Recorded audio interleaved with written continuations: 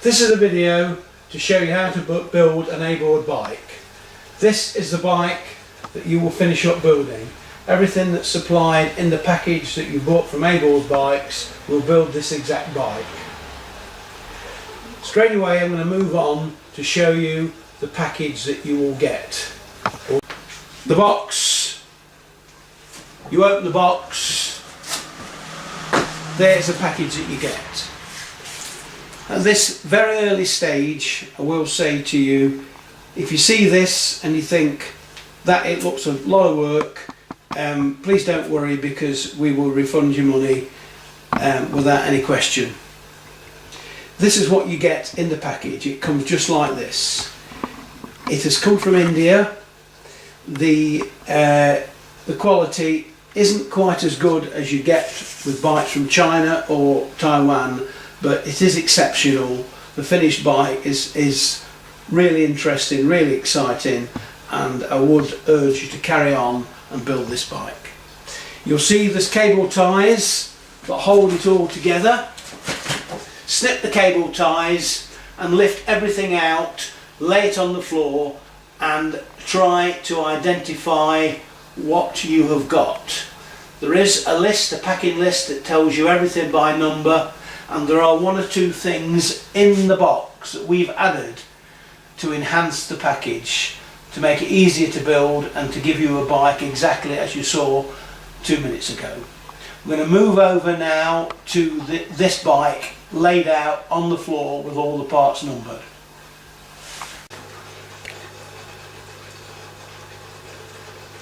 Here is the kit laid out. This is exactly what you will get. Starting from the top left, we have the saddle, number 15. Then we have the saddle stem, number 16. We then have a small bag for tools, 18. The pedals, 17. The bell, ding dong, 23. The pump, number 5. The pump clips, number 20. Next to that we have a parallelogram sign that goes in the middle of the frame. Unfortunately we don't like this, it doesn't fill the aperture correctly, therefore we'll show you an alternative. Number 4 is the rear rack. 24, they're really important, 2 brake eye bolts. Above them you'll see there's some supplementary nuts and bolts that we've given you.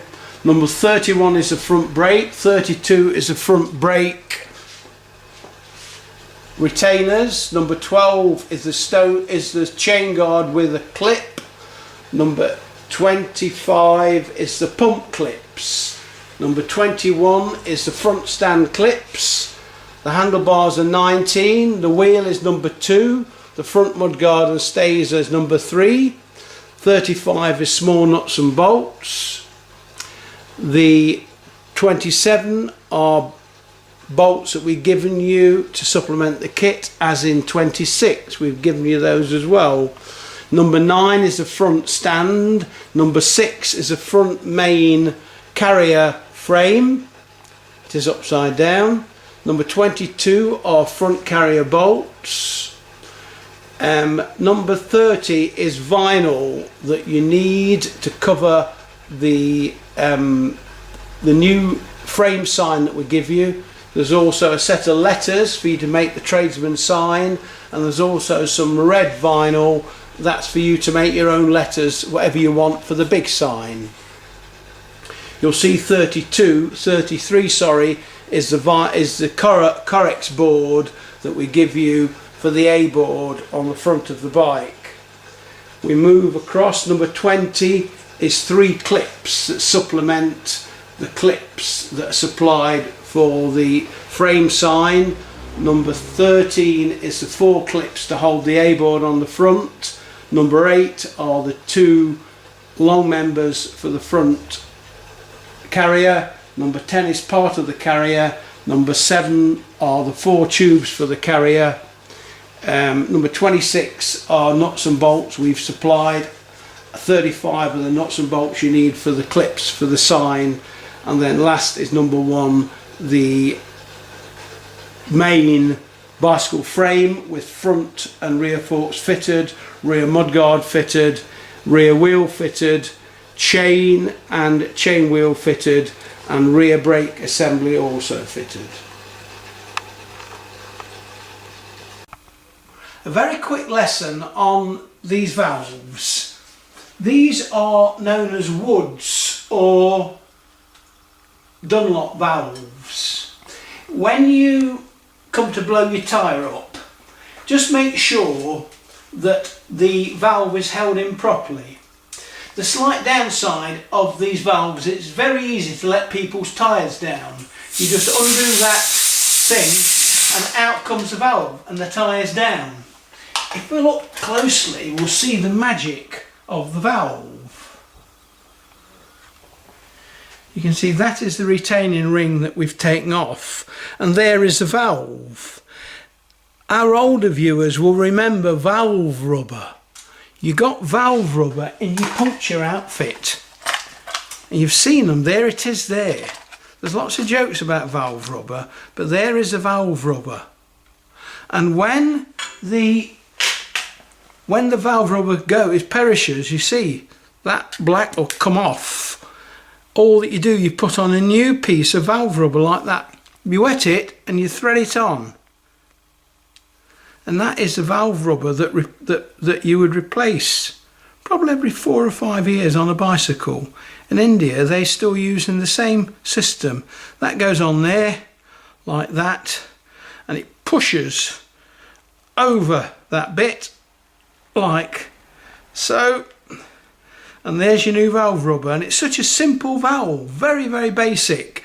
Blow it, the rubber goes out. To put it back on, you must make sure that there's 2 little wings on that the 2 wings go into the slot. And on occasions we found that when we come to blow the tyre up, that they hadn't assembled that correctly, and those 2 little wings weren't actually in the slot, so you couldn't blow the tyre up. In there you see Dunlop.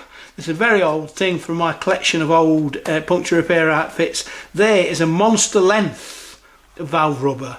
That would do 50 bikes. And there we see the valve again, a spare valve, and there we see the retaining ring. That's your Dunlop or Woods valve. Right, now we're ready to start. We're going to start off by blowing the tyres up. These are fantastic tyres, imperial size, with the correct Wood stroke Dunlop valves. The tyres tell us to blow them up to 45 pounds, and that's exactly what we'll do.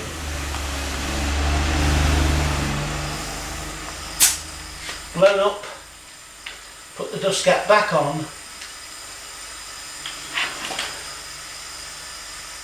you'll see that you'll just have to pull the valve straight and tighten up the small retaining knurled nut. But yes, these are the same style valves that they fitted in 1932.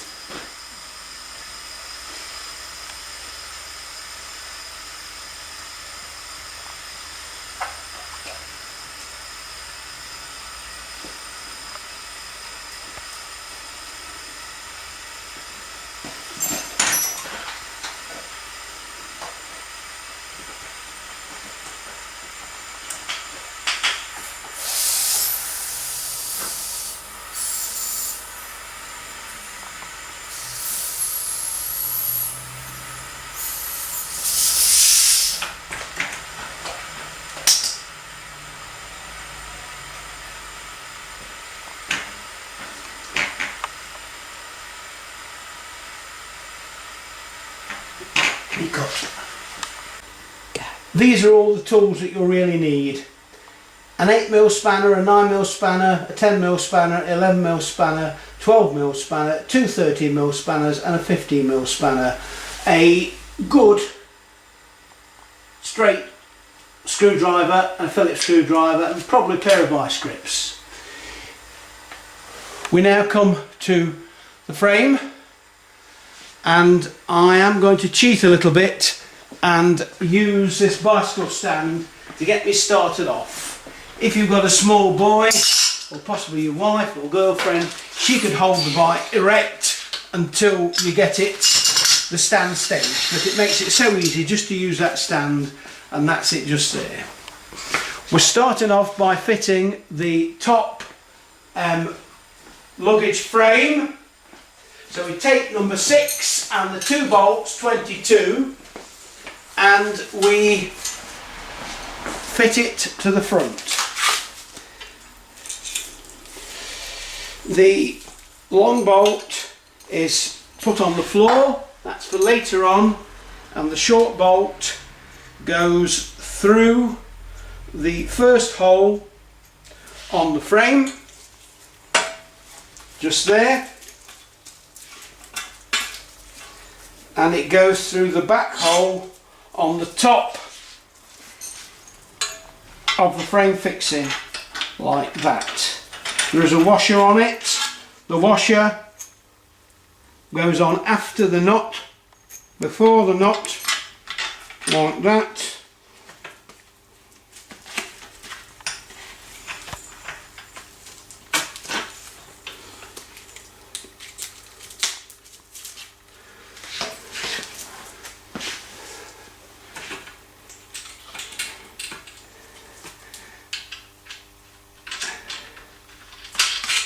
And we're just going to put it on loose like that. We then need 2 bolts from the bolts that have been given us, and the number 27. If by any chance these bolts, the thread isn't very good on them, we've given you additional bolts to get you out of trouble. In this case, we're going to put the bolt in from the front and put the nut on the back and the washer on the back. Okay, these are 8mm bolts and they are 13mm spanner size, and this is why we need 2 13mm spanners so you can hold it. Again, don't tighten anything up tight, just put them in loosely to start with. At this early stage, whilst you can, check that the headset knots are tight. They are only finger tight at this stage. They need to be a little bit tighter than that. So what I'd say, make sure they're tight, and you can get in now with an adjustable wrench of some kind to tighten them up. You will have to tighten them up again after you've had the bicycle on the road for 10 minutes, because it will all settle. So be prepared in the future to re-tighten up those 2 lower and higher headset bolts. We put in the other bolt that goes through there. I'm leaving the plastic on just for speed, but obviously the small boy, your wife, your girlfriend, the chappie next door that's really nosy and come around and see what you're doing, get him to take the plastic off. The next thing is fitting the lower fixing.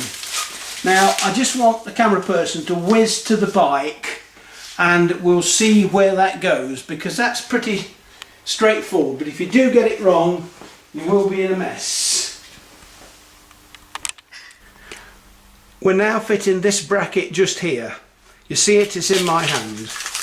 But we take off the wrapping and we see that it's onto the frame at the very close to the lug, probably a 1/4 inch away from the lug, and the little legs on it point backwards. So they point backward. We come to fit it. At this point I am going to draw your attention to a negative part of this whole operation. Traditionally, back in 1930, these frames were braced together. Modern practices now, these frames have been MIG welded and there is untidy weld on the frame, which is disappointing, but it really does reflect in the price. The frame is still strong. Unfortunately, the yellow paint has emphasised this, but what I would say to you, try to not dwell on this and try to overlook it and carry on and build your bike.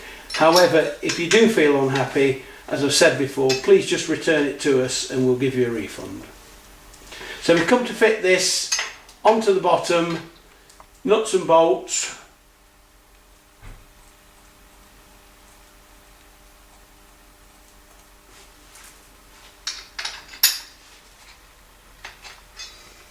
No, we've gone wrong here. We need longer nuts and bolts. These are the shorter ones, we need longer ones. Just bear with me and we'll swap them for the longer ones. These are the 25 by 8mm nuts and bolts we're using now. Through there, washer on, nut on the bottom. If by any chance you struggle with these, there are spare ones in our supplementary pack that comes in the envelope that we supply with the supplementary brackets. They go on there like that, and remember that the little tags point backwards. We've got this on loosely, we're just going to nip them up a little bit tight. So again, these are 30mm spanners. It may be, I've talked about these spanners, you might have gone out into your shed and possibly you may have the correct spanners. They'd be half AF. So we're just nipping those up tight so it doesn't move like that. Okay, we now come to the two long main frame members. Now these these have the brackets on for the stand which point down. They're both the same, it doesn't matter which way around you put them. This is one of the negative points, and I'm really happy to keep showing these negative points so you can make your mind up.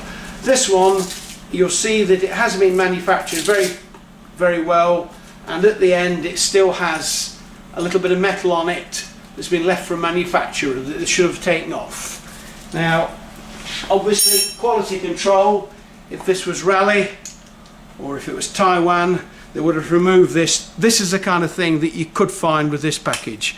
That has been supplied and it should have been taken off. A small boy at the Indian factory, probably his name was Ashish or something, he should have taken that off. I'm taking it off now. Again, be careful that there's no sharp metal, but that's that. We poke this through that setting hole, okay? Now I did tell you they were for the stand. I've fed you bum information, they're not for the stand at all. They poke upwards. So that goes through there like that, through the hole, a little bit fiddly at that end for it to come out. Are you watching it? It's coming out great. And we put the other one on. We put that on again with the things poking upwards. Right, that goes there. And then we've got a very nice washer. I don't know why they've given such a good washer on that. The washer and the nut, and then we tighten it up. There. And then what happens is that we now use these bolts that we couldn't use before, they was too short. They go in again from the front backwards. They go through there like that, and through there, the washer and the nut. We will nip them up a little bit with a spanner, but not yet. Tell me, video camera person, how's it sounding to you now? Tremendous. Right, that's good. That's good. Do you think this is something that you could build? Oh, quite easily. That's really good.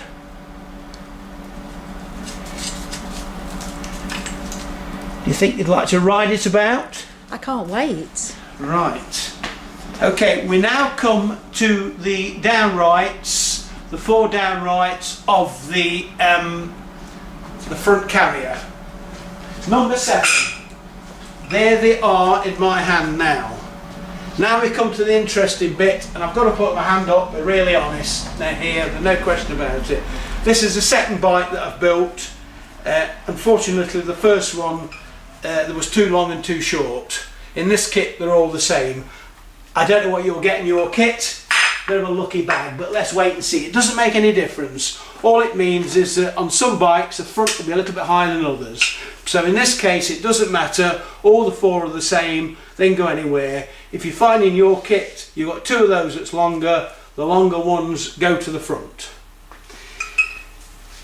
We now get more of the shorter bolts, which are 26, and we're going to need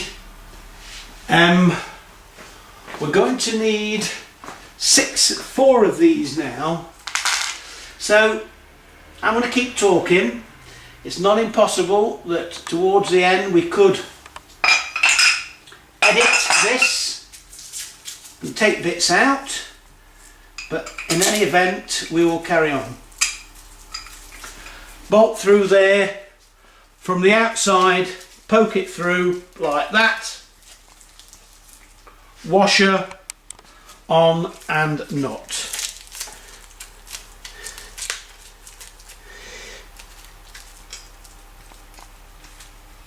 So far all these nuts and bolts are going on okay.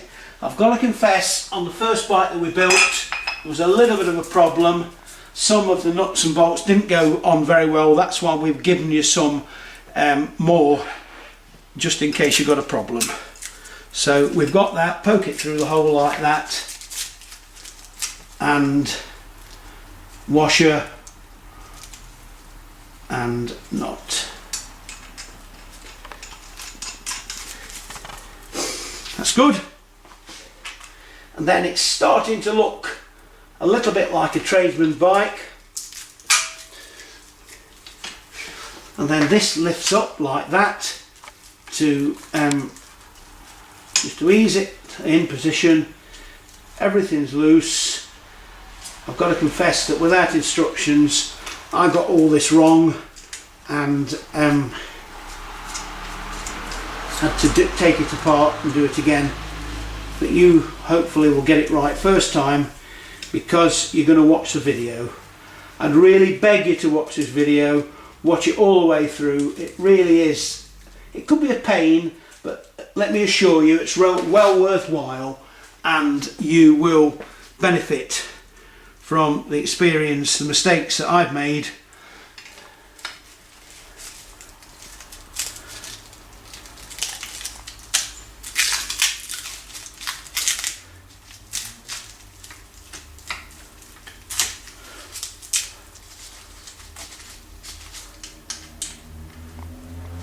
Remember, I'm making a bit of a mistake here, not taking this plastic off, because it's going to get trapped between each thing, and what's going to happen then is that we're going to struggle to get it off afterwards. We now take the front ones and put the front ones on.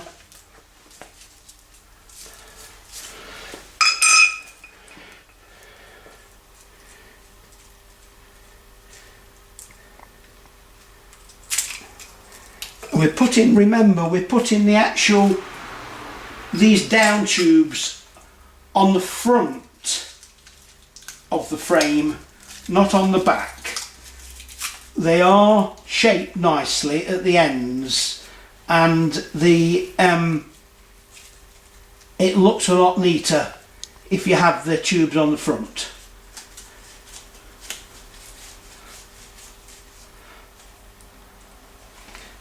Now remember that I've cheated and got that stand that holds the bike at the back. You remember you've got your assistant helping you with that. It's not impossible that you could improvise something for that stand if you haven't got an assistant, but in any event very soon we will be able to get it square on its own. Right, now we are going to get two bolts that have been given to you by myself, not the Indian bolts. These are correct bolts, high tensile bolts with lock nuts, and they're quite key because that's quite an important part of the bike, those next two bolts, because the stand pivots on it.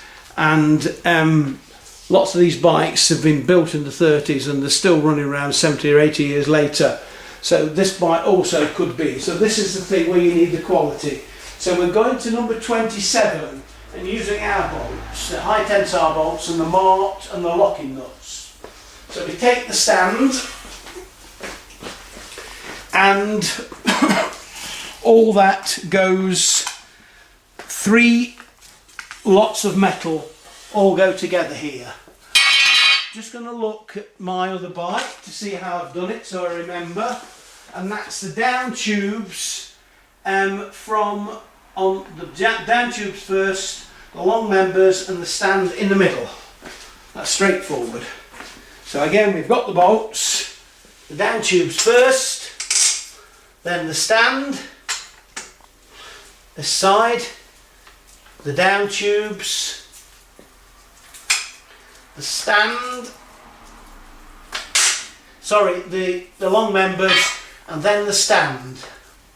Now these are correct nylon locking nuts that I'm going to use now, and we can tighten these up very tight so that the stand isn't wobbling around. Okay, so we put these up, I'll just close up, can you see? They are nylon inserts into those, and it means that they'll never, once they're tightened up, they won't rattle loose.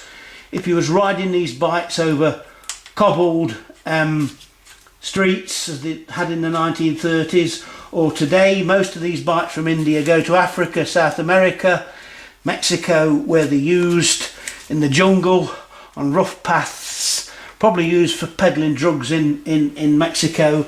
That means that they're going to be rattling around, so we're going to now tighten those up quite tight so that it's a interference fit and it won't rattle. Won't take a second. Again, 2 30mm spanners or possibly half AF depending what you've got in your toolbox. We tighten those up and we can start to feel quite confident that everything's going okay. The whole system of this front carrier assembly is self-aligning. I'll explain that in a minute. The other thing while I'm talking to you, just to keep you interested, that remember this bike that you're buying from us, you bought from us, it is a Baker's bike. It's got the desirable small wheel on the front. Baker's had more volume than weight, so they needed a bigger basket. So this is a Baker's bike, and the ones with the bigger wheel, the equal size wheel, is a Busher's bike that carried more weight but less volume. And obviously it is the Baker's bike that is most desirable. That is the bike that everybody wants to put outside the shop. What happens now is that we've got those relatively tight and we've got the stand on.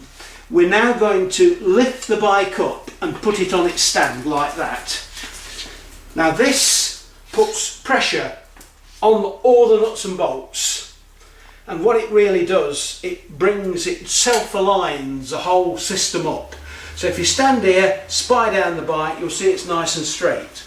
I'm going to just disregard now my rear stand, because I think that the bike now will be able to stand on its own quite naturally and quite steadily.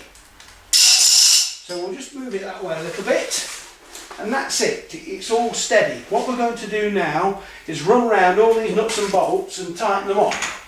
And I think it looks quite good. The only thing you've got to watch is that is square. So if you just spy down a little bit, you can just twist that slightly to make sure it's square. It's not looking bad at all. So we now come to tighten up all these nuts and bolts. I think we're tightening them up for keeps now. Remember, don't want to be really tight, but quite tight. There may be people out there that's got those ratchet spanners that would be whiz through them, or we might have a small socket set, a 1/4 inch drive socket set, that would help them.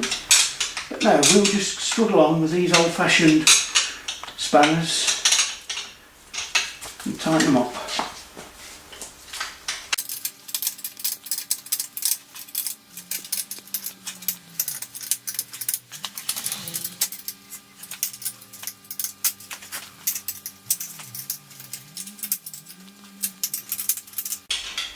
When you tighten this very long bolt up, you'll see that it will protrude.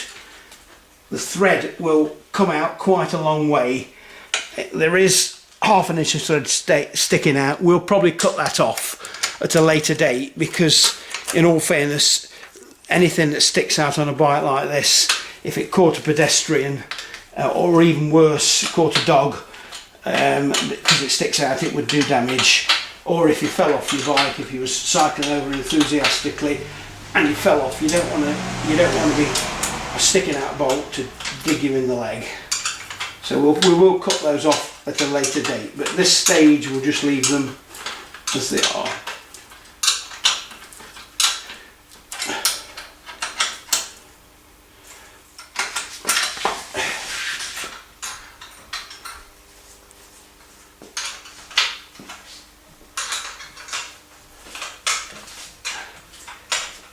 We have a potential builder watching us, Carl, and Carl, please shout out if there's anything at all that's unclear to you at this stage.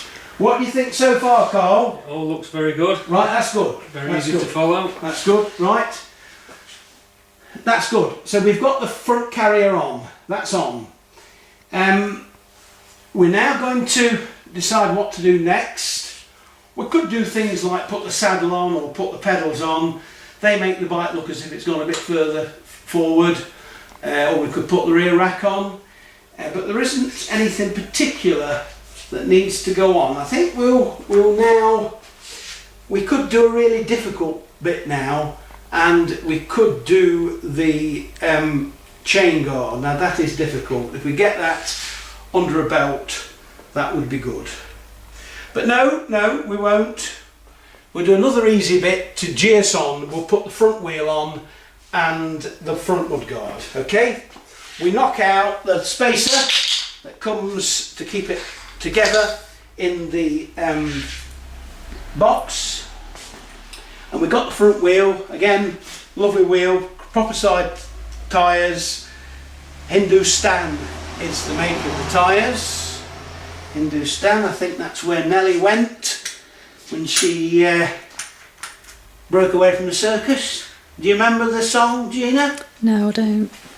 It went, from Bombay, a travelling circus came. No? No. All right. I remember the film. Right.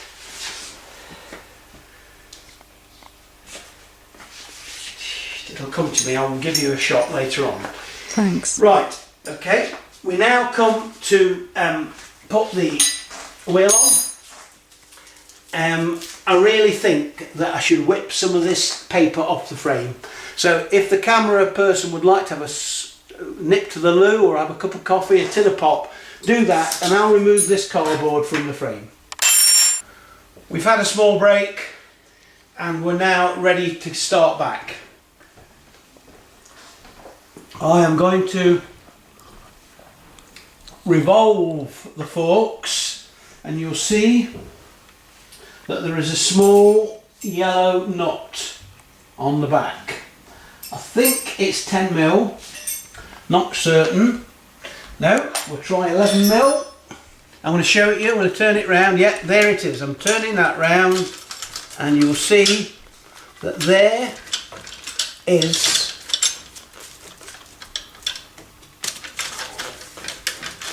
this has got to be turned round. It's not looking good.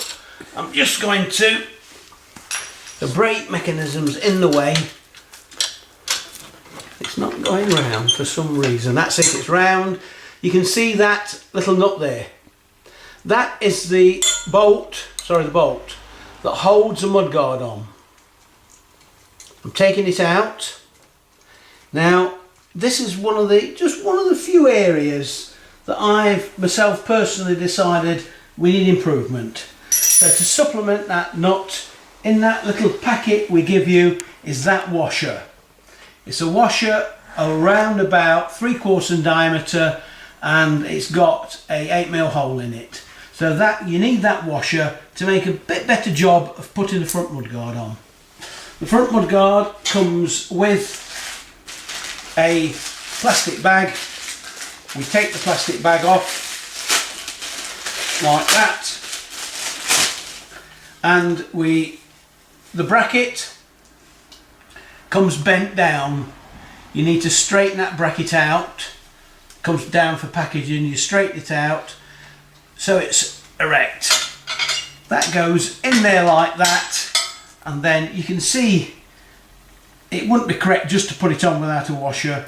You put a washer on and it makes a real nice job of it. Remember that it's not impossible that all these washers that are used and all the nuts and bolts that are used could go rusty. At the end of the video, I'll suggest to you there is a possibility you might want to put lacquer on these washers and nuts and bolts.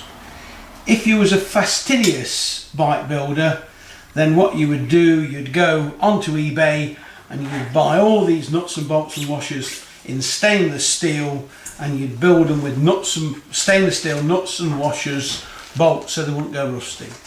But we're just building an average job. Here's the wheel, straightforward. This is what you call a Westwood wheel for stirrup brakes, well built, substantial hub, and the nuts on it are 15mm spanner size. There is already the stays on the front mudguard.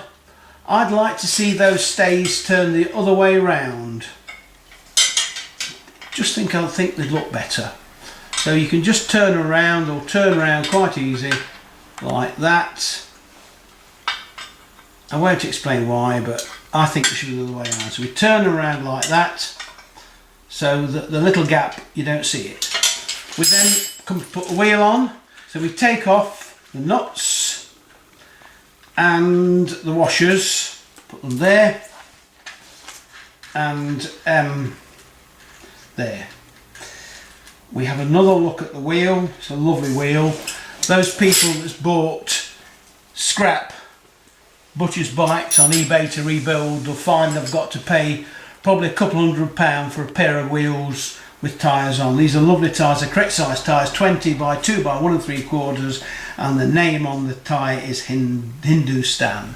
We come back to Nelly the Elephant song. We know the words now, and it goes, to Bombay a travelling circus came. They brought an intelligent elephant, and Nelly was her name. One dark night she slipped her iron chain, and off she ran to Hindustan and was never seen again. Right, we now go on to put the wheel on. So we slip the wheel like that through into the we slip the wheel up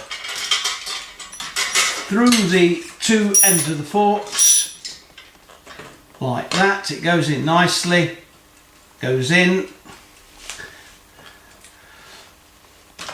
like that. Okay, and then we get the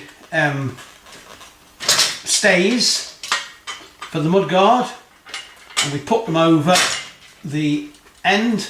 You can just do with somebody holding the wheel up like that. We put a washer on and we put the nut on, and it's one of these what you describe as instant gratification bits. You've spent 5 minutes and you've got a lot of the bike built together and you're starting to feel really good, and you've got people come in and say that looks really good, that bike, and where did you get it from, and can I have one, and will you build one for me? So that goes with putting that on, that tightening that up. We're tightening it up moderately tight. The good thing is that if you put these wheels on and put them to the bottom, it does automatically centerise the wheel. So we're tightening that up, got that one tight and that one tight. There is evidence that when these bikes were assembled in India, they have greased the main things. But we will re-grease them again before the bike goes on the road. Yeah, we've got that wheel on, that's looking pretty good.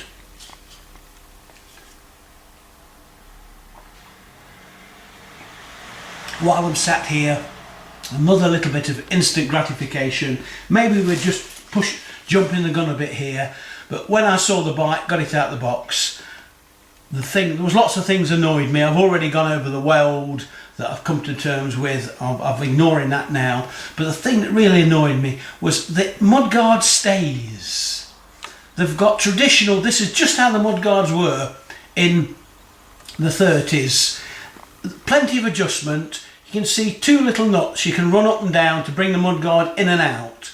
Fortunately, the mudguards and the wheels are really well balanced. The gap all the way around them is nice, so you don't need to do much to adjust that.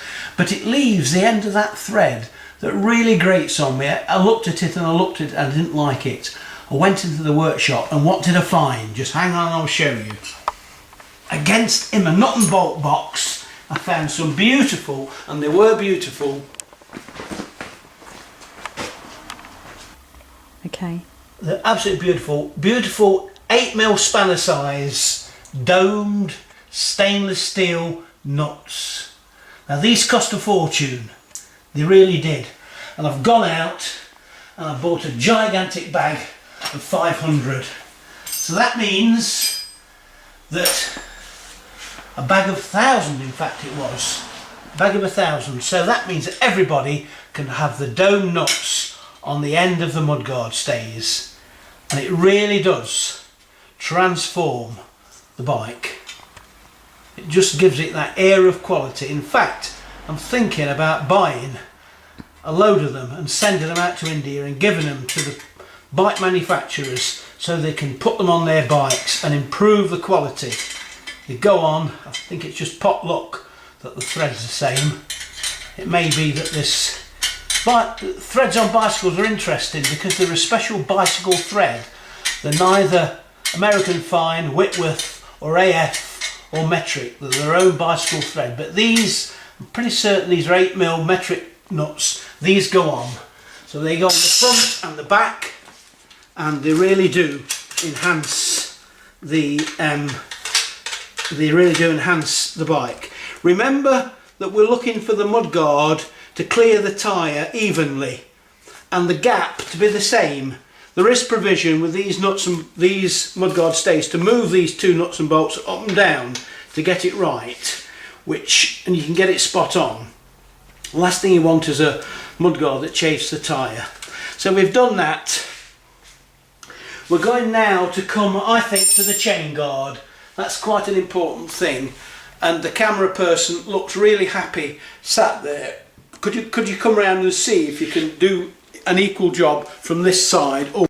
The bike, as you see it, this is how they tried to sell it me. They didn't want to give me a chain guard. Chain guards are problematic. Chain guards catch on the chain, they're difficult to fit, they rattle and everything. They no longer fit chain guards to these bikes in India. What they do is fit this ring onto the chain guard, you can see it. And this is instead of a chain guard. So I didn't like it. I wanted a chain guard, and a lot of twist in their arm. They finally agreed to give me chain guards. They gave me chain guards, but the reason they didn't want to give me the chain guards was because they're difficult to fit. I have modified a bracket to make it easier, and I'm going to go through now. This is probably one of the most boring bits of the video, fitting this chain guard. But just bear with me, and I really do think that the chain guard enhances the bike. The camera person will swing round now 180 degrees and show you the bike with the chain guard fitted, with the plastic ring removed from the chain guard, and it really does give the appearance of a 1930s bike. against with the plastic ring on, it makes it look more modern, and I think it's lesser. But if you want to get the bike on the road quickly and you don't want the chain guard rattling around, you want to make it an easier job, then just leave it as it is. Put the chain guard on eBay, you'll get 20 quid for it, and just ride around without it. It's entirely up to you. Okay. You'll see the chain guards across there, number 12. I have already fitted the required difficult to fit clip to it. So that's already on. That's a modified clip that I've already done. That's it at that end. One of these clips that you need, number 20, they're the clips with the rounded ends that we use to supplement this chain guard fitting. So we're taking one of the clips, we'll put those back there to remind us, we're taking one of the clips and the chain guard and going to fit them onto the bike. I'm now going to remove the plastic chain guard, 8mm spanner. It's not on very tight, and it's going to come off easily. I think they have put nice little spring washers on it, so when we take this off, we're going to put them back onto the chain guard. There may be a use. There's your spring washer. There may be a use for this ring. Again, on eBay it could make £10. You never know. Worth saving. Put it there. Or you never know. After a week cycling with the chain guard rattling, you might decide to revert back. Well, we are truthful on this video. Right, so we're taking that off, and that's something that and that exposes the chain wheel that truthfully is a chain wheel of the same design as he used a long time ago. The firms like Raleigh, Phillips, Hercules used to have the name in letters on the chain guard, on the chain wheel. Right, so we've got that. At this stage now, we get the 15mm spanner, and we remove 15mm spanner like this, and we remove the nut from the back wheel.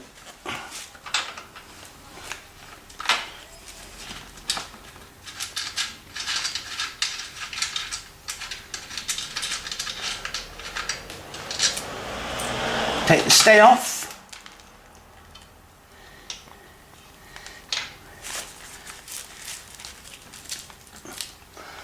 And take the paper away. Then this is key. You'll see that the rear fork, unlike modern bikes, is detachable, held on with a pinch bolt there and 2 bolts each side. On some frames, the part of the frame was threaded. On this one, there is a nut on the other side of that bolt. Don't, if you can help it, undo it that much that the bolt actually nut comes off. Try to keep it so that the nut stays on. And I must confess that I dropped it off on the first bike and it was quite difficult to fiddle back on. So for that we need the 11mm spanner.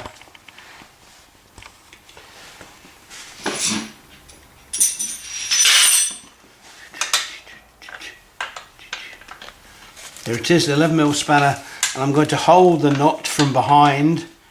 It's not moving, that's good. So we're going to undo it as much as we can without the nut coming off. So that's about it, and that means then that this fork is loose. And can you see there's a gap just there? We've got a gap there. It's through that gap we need to feed the end of the chain guard. So the end of the chain guard will go on there. I'm just going to very slightly just squeeze that up a little bit, just a bit, not a lot. And then we put that over the chain like that, and we try to get it in there. Now I must confess on the first bike I did have to it's not gone correctly, it's gone on the wrong side. It needs to go in between like that, and I did have to take off. That's it. So that has gone on. Unbelievable, easily. Right, that's gone on, and if we look, yeah, that's gone on right on. Do you hear it go click? Right in position. That's really good. Fantastic, in fact. So then we're going to tighten that up. You may just need to shove something in there, a screwdriver, to stop that nut turning. But I'm managing to hold it with the end of my finger, and miraculously it's not turning. We're tightening that up like that, and that is tight again. That's really good. We're going to put back the stay. Again, I'm turning it round so that that gap is at the bottom. Just seems a lot nicer. We're taking out any bits of paper that's still there, putting it on like that, putting back the washer and the nut, and tightening that up. That's looking pretty good.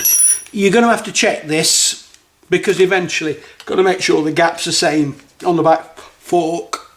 There's an adjuster there, you can see you adjust that, and that pulls the whole wheel backwards to tighten the chain up. But they've made a good job in India. The chain's about right, I think. That's good. So we tighten that up. Do you think we should have another chorus of Near the Elephant at this stage? We're doing so well. If you want. I think you're just trying to humour me. Right, that's good. So we've got that, and we sit back and we look at that. We need that chain guard to clear the chain. So it needs to come up just about at that height. You can feel the chain in, so we need it to be in a neutral position. If you remember, we've got that clip, the one was stolen from the 3 for the sign. We need to open it wide enough so that it goes over that tube like that, and then we need to squeeze it with a hand together.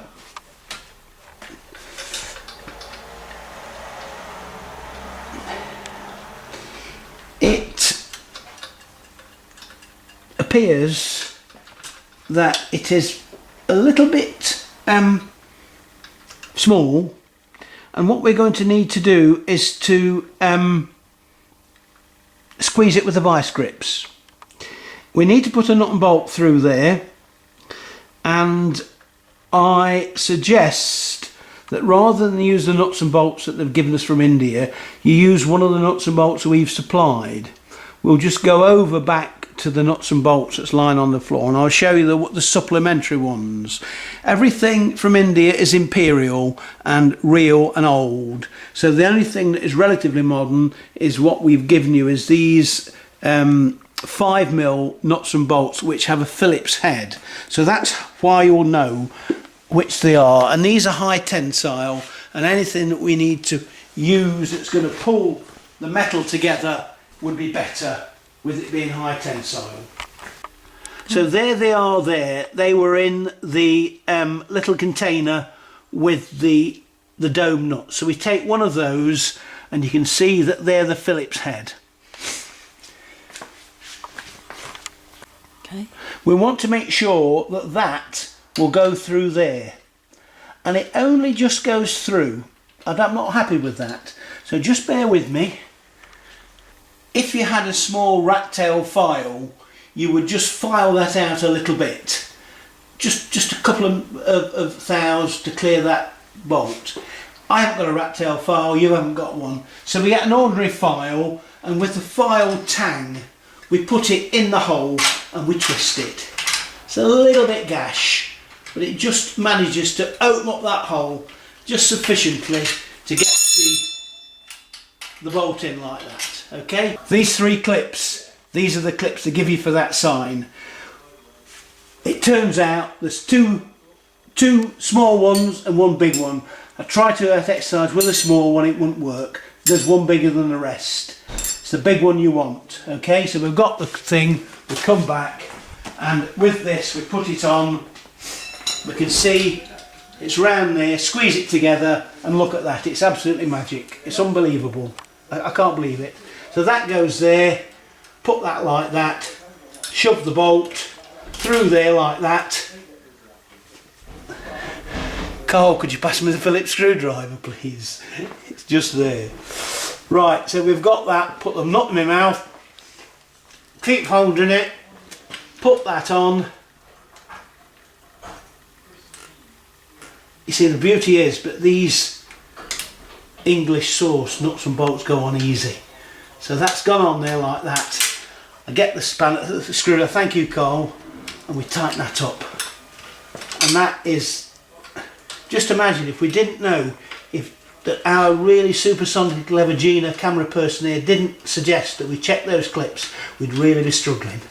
So that's it. So that goes on there, and that's pulling up nice and tight. Not too tight, because we can adjust this. And what we really need to do now is to turn that and make sure it's not catching. I can hear something catching, and it's probably at the back, and I fear it could just have been where I squeezed it in a little bit. Maybe I shouldn't have squeezed it in. So what happens now is I'm going to just cheat a little bit, and at the risk of chipping the paint, I'm just going to pop a screwdriver in there and give it a little twist to bring that over. What will happen is, if you spy down there, you'll see the change cleared, and we can also just prise that out against the sprocket so as it clears the spoke. And I reckon that possibly, there's something there, not quite, that's still catching. I don't like the sound of that. Let me just dive down and see if I can see what it is. Okay, I've just checked. It does clear. It was that brake assembly there that was catching the chain, making a noise. We've got the stone guard on, the chain guard on. It's clear at the front. We're now safe to tighten up that there, that we tighten that up, and that's tight. That's really good.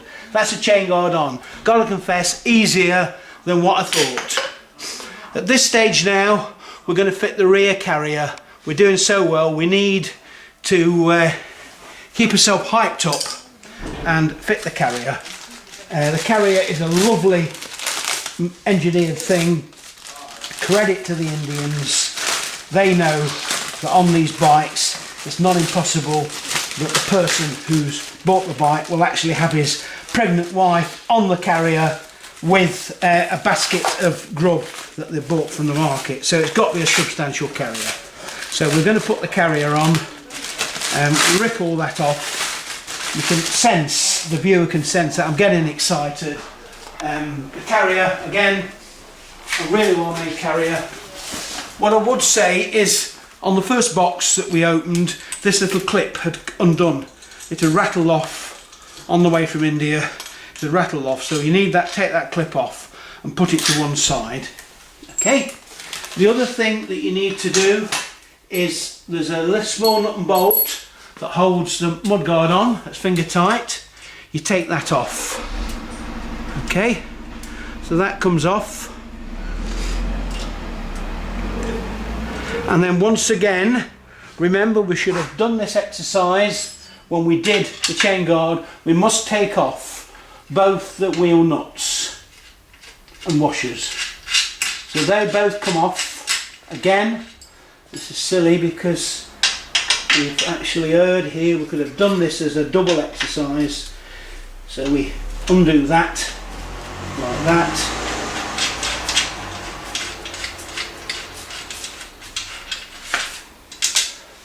And undo the terrific real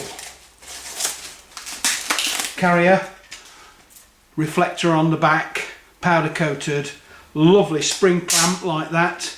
We open it up like that and we poke that little hole there over that nut, and before we lose it we pop it back on, just finger tight at this stage, and pretty certain it's an 8mm We'll tighten it up with an 8mm spanner later. That goes on there like that.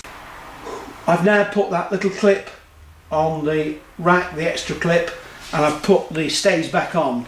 I've come to tighten the wheel up, but I've decided to take the cardboard off there because at this stage the wheel may need to go on for keeps, so we need to make sure it's central, and we couldn't see with the cardboard. In this case we do need to undo that so we can move the wheel across. I'm putting my finger in there, the wheel is now central. So what happens is now it's central in the back forks. I'm now tightening that up. Obviously something you're going to check before you go on the road that the wheel is central, but it is central because my finger's in the hole keeping it central. So we tighten that up, and that could be tightened up for keeps. So that's done. We've now got the rack on, put on the last fastening. The video person noticed the rack was a bit ski-whiff. All we had to do was just hold the frame and get that and give it a push across, stand behind it, look nice and square. That's all it needed. We come to the pedals. The pedals do have more, they are, the right as a right hand thread, the left as a left hand thread, which means you put it on anti-clockwise or counter-clockwise. We'll look at the end of the pedal, and it is marked on the end of the pedal, R for right and L for left. We can clearly see the R, but we can't see the L very well. If you look at the thread, you can see that the left hand thread does look strange. It just doesn't look right, and that's because it's a left hand thread. We're now going to put the pedals on. Straightforward job. 15mm spanner. We'll do the right one first, and there is evidence that the bike's been greased prior to assembly, but a little bit of grease, thin the hole first, will make the pedal go on easier. So this is the right hand, so we put it on, turning the thread to the right. Make sure you don't get it cross-threaded, and there you are, it started without any problem. We wind it up, and it goes on straightforward until it's tight. That's it, that's on. We come to the left hand one, and now that we know goes the opposite way. So we're turning that to put it on in an anti-clockwise turn. And again, we've just felt it bite. We turn it anti-clockwise, or as the Americans say, counterclockwise, or if you came from, you'd say it goes on backwards. And that tightens up. Again, a little bit of grease on it, so if you've ever got to take the pedals off, they'll come off easier. Don't get it cross-threaded, and we now have got those on.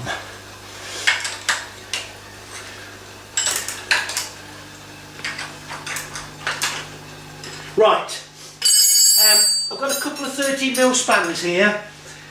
We're just going to go back and just go over something. You'll notice I've now taken all the wrapping off the bike. It would have been better if I'd taken the wrapping off before I started, because there isn't little bits of polythene trapped. Anyway, these two bolts here, remember we put slightly higher quality bolts in, the ones that we've given you, not the ones that come from India, because they're locking nuts. And I want to tighten that up quite tight. Not dead tight, but quite tight. The reason for that is I want to have the provision to have this stand so that if I wish I can have it half up and half down, like so, meaning it's stiff. It'll stay like that if we want to. If it's loose, it'll just fall down to the floor, but I want it like that. And because we've used high quality nylon locking nuts, we've got that provision. Right, we carry on now. We're now going to put on the front brakes. Remember we put that washer on that, we can just tighten that up with an 11mm spanner. I think we only put it on loosely before. Make sure that the mudguard is central on the tyre. We've tightened that up and it is. We're now going to put the front brake on. Got the front brake, which is 31, and the brake locators, which are 32. We simply put the front brake over the front wheel and it straddles the mudguard.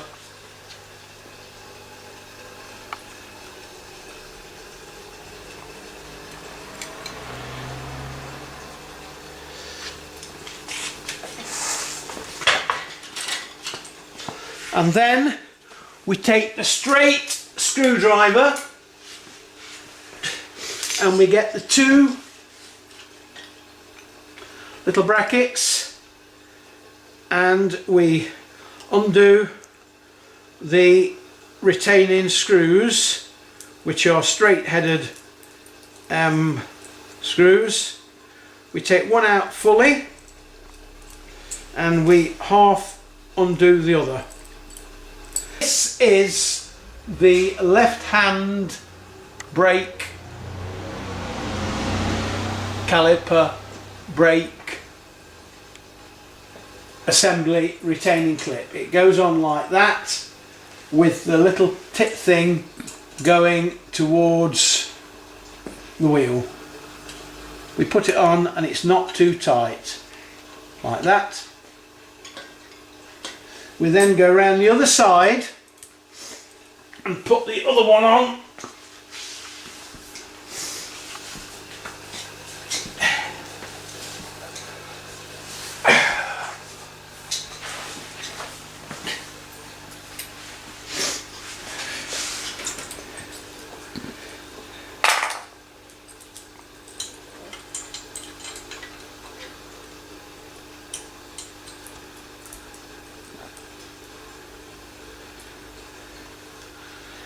You'll see that to the top, this is the right hand one, goes on like that. Just need to unslack that a little bit.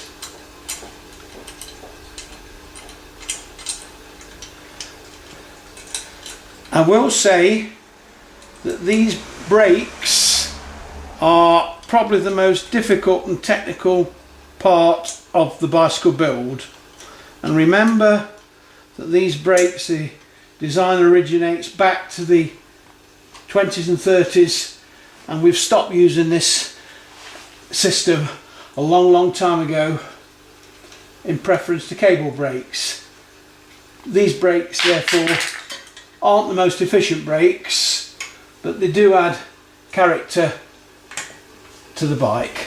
And we pushed that rod at the end of the assembly inside that, and we're pushing it all up so that the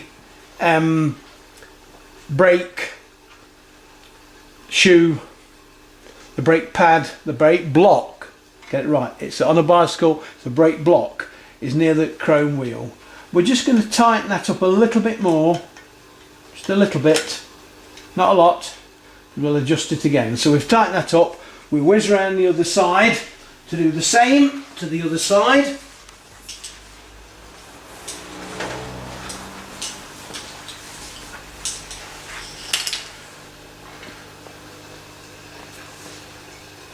And in this case, pretty definite, we're going to have to just remove that, put it on first, onto the brake first, like so, and then put it onto the bike. Like that. We can feel there is quite a lot of pressure now, and we need to have that front one undone as much as we can to give us a chance to get to the back one. Maybe if you had somebody squeezing the brake assembly together, it could help you. But you just need to get that screw in there, but it has grip now. That's good. That's just a little bit tight. It's not on square, but we can adjust that in a little while. That's not bad. We'll just leave all that for a second, and we're now going to move towards the handlebars. With the handlebars, again, these are terrific handlebars, the exact style that was popular in the 1930s. There is one bend missing from them that indicate that the 30s style. Later bikes, 10 years after, there was another bend that swept out. So make sure that you've got that expansion bolt on the end of that, like that, and make sure that you have the two brake rods in hand. And remember that, as in all English bikes, the left hand brake lever pulls up the rear brake. We're going to put that in there, and we're going to put that in the front one. But first we're going to get the two eye bolts. Now they're in the kit and they're marked at number 24. Now these are really key. Please don't lose these, and please make sure that you locate these right at the early start. You'll see that they're there, little things with holes in, washers, and I think the 9mm nuts. They're key now. Now what I want to do is, with the help of a little bit of string or a cable tie, with a piece of blue rope, we're just going to centralise the wheel so that it isn't continually swinging it out of place. A bungee strap's good for this, but we'll just do it with blue rope now. It'll get us out of trouble.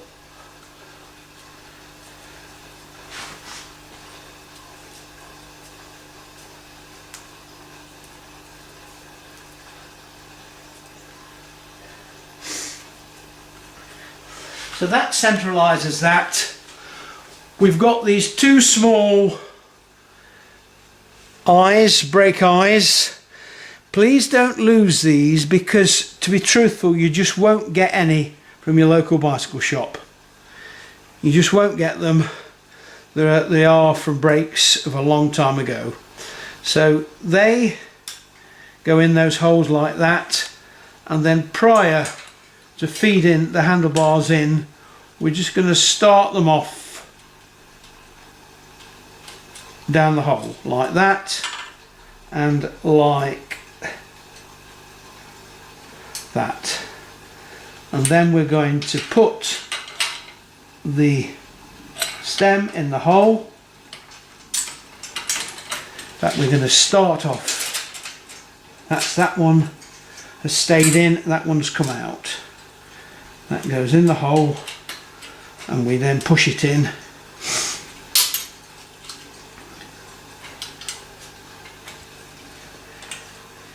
It's always a good idea to, just so that you feel a little bit sure, so that you know you've got sufficient material going into that front brake assembly, you need about an inch. Just put a bit of sticky tape on it so you know that you've got it in the hole enough.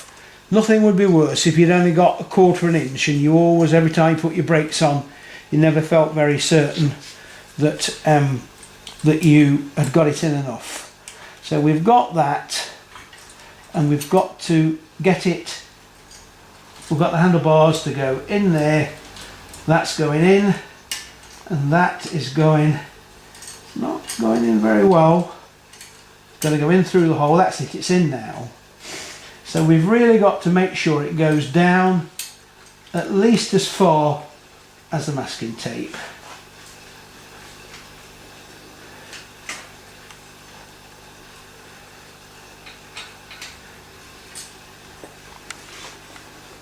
That's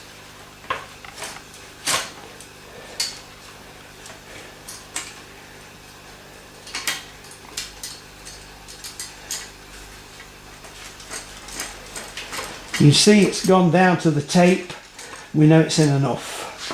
Now there's something, that's it, we twist it round because we know that the handlebars have got to be square. And we know, let's go a little bit more.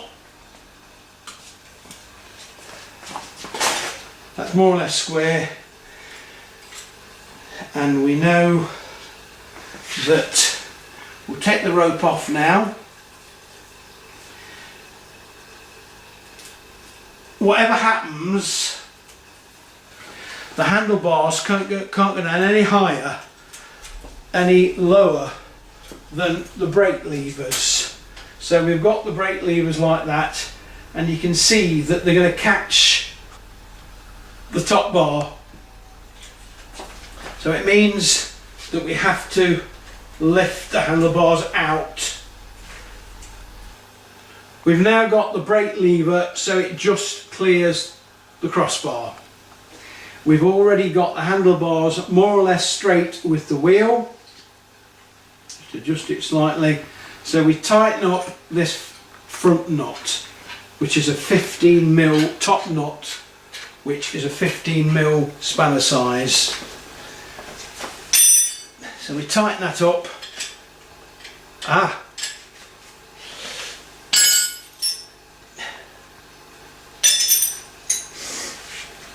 It's a 13mm spanner size. We tighten that up, not too tight because we will have to adjust it. So that's there, and we check it. Yes, it clears it there, and it clears it there. We now come to tighten up these two eye bolts. We just nip them up a little bit tight, and we can see that we've only really got that rod in there sufficiently. It's only just in. Just tighten up a little bit, and we tighten that one up a little bit. And now we go back to the brake. So what happens now is we need to make sure the wheel spins, and at all time the brake block doesn't catch the spokes, and the brake block is fully on the rim. So it looks pretty good now.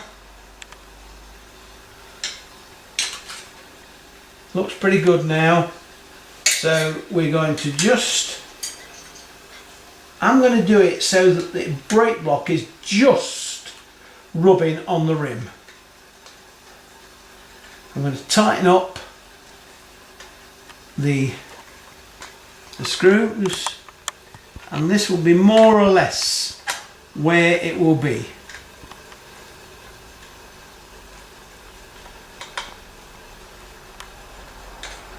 We're tightening up these two screws evenly, a couple of turns on one, a couple of turns on the other.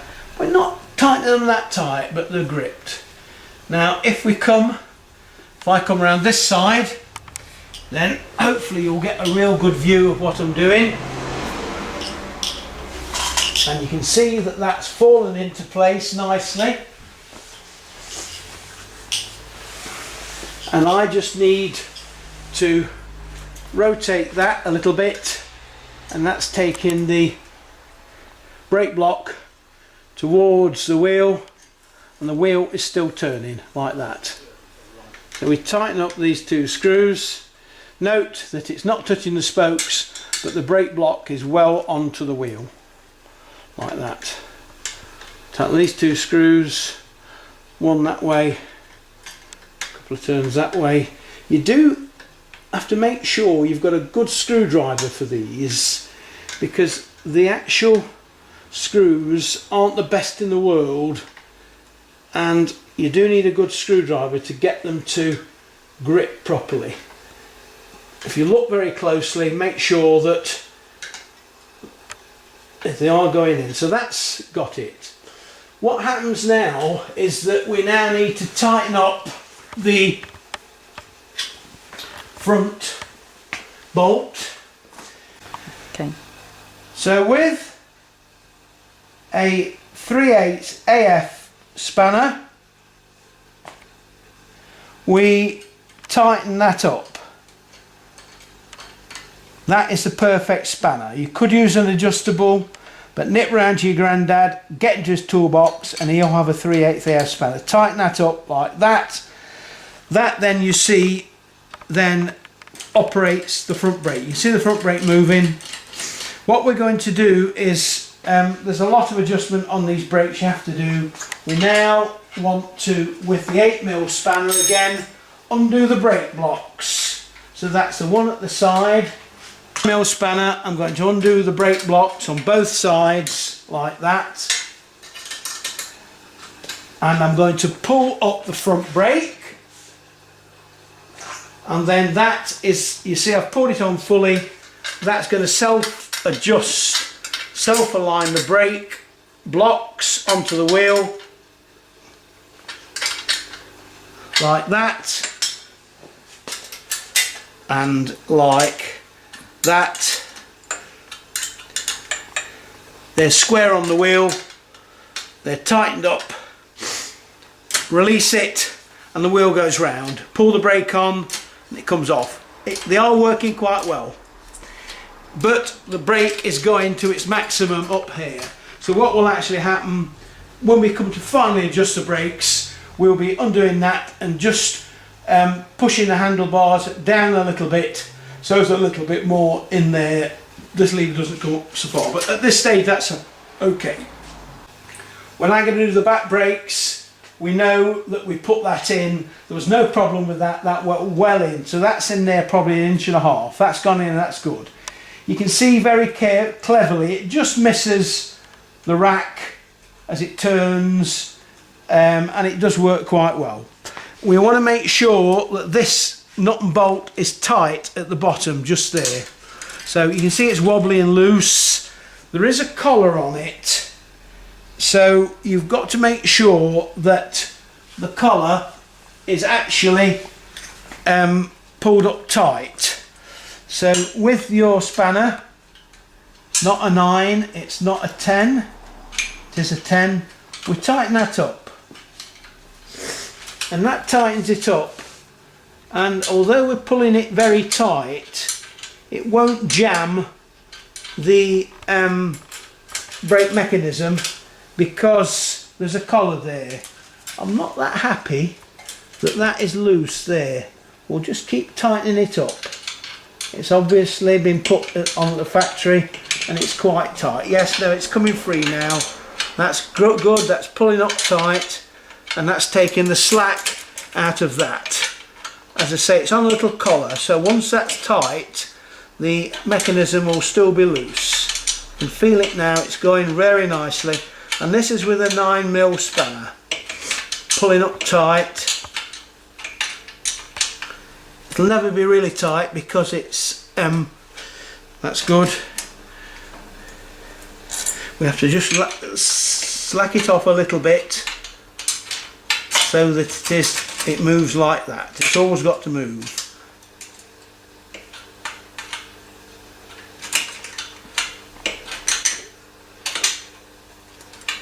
That's it. That's right. So we're going down on the floor and we're going to adjust the back brakes. First of all, we're going to look to make sure the wheel is central in the hole, which it nearly is. Remember, we did this exercise before. We just need to move it back there a little bit. I'm not altogether happy with that. I'm going to undo it and move the wheel across. it isn't going very well, so I wonder why. We undo it a little bit more. Yeah, that's gone. That's across, and we tighten it up.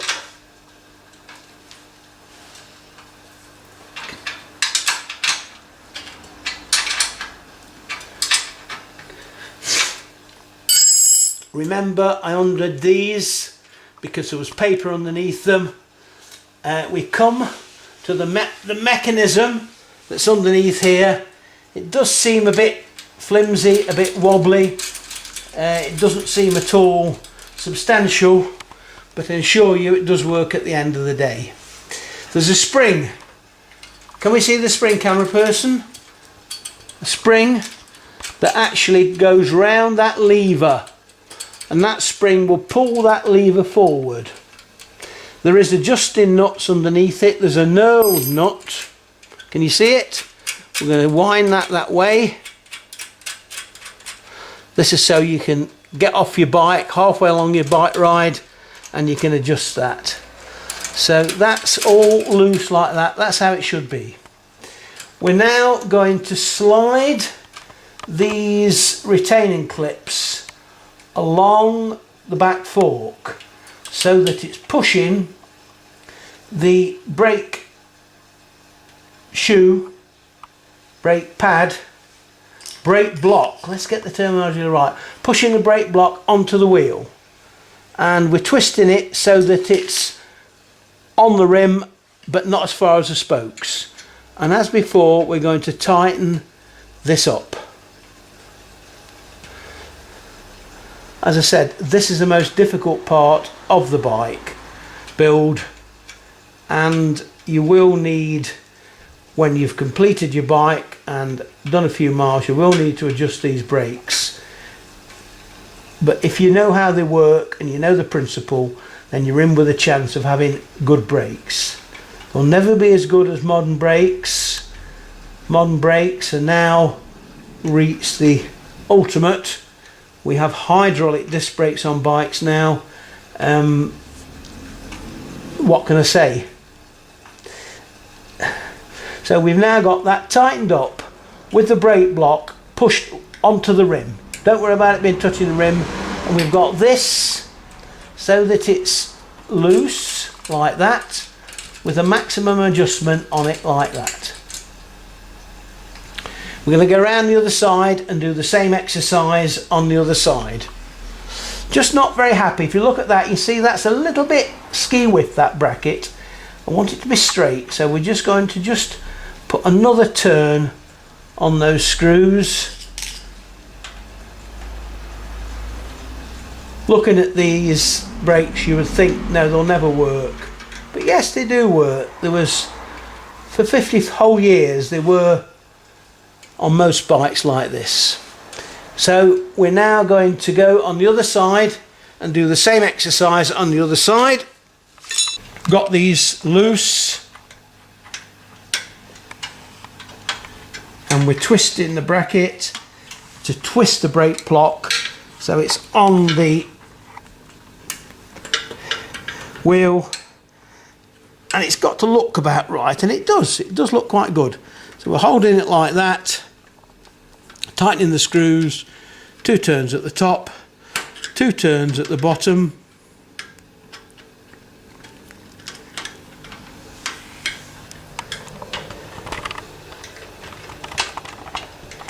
It is showing us how well these bikes have been painted, because we've not had any paint flaking or chipping, and the actual metal, although it's dug into the frame, it's not affecting the paint, which is really good.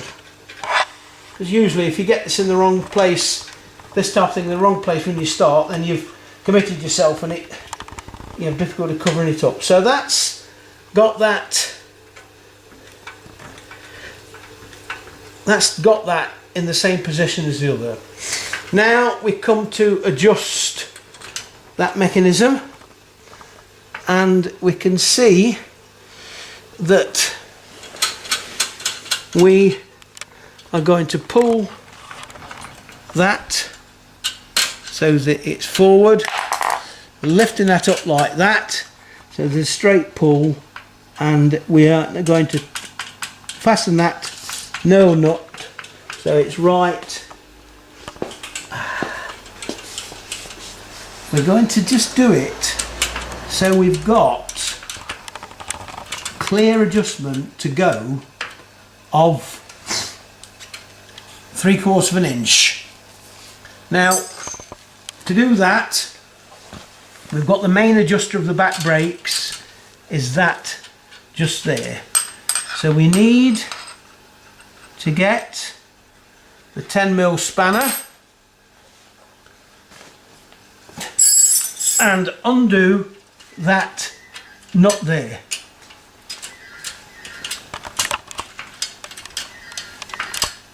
Yeah. So yes, it's the 3/8 AF spanner that we undo that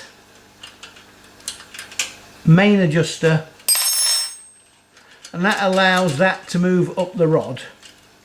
And what we need to do, we need to make sure that we're going to go for an inch here. We're going to go for 3/4 of an inch. So we've got 3/4 of an inch to adjust by hand on our first bite right to bring the brakes up. So we've got that gap there, it's more like 5/8. See that gap just there? We've got all that to go at.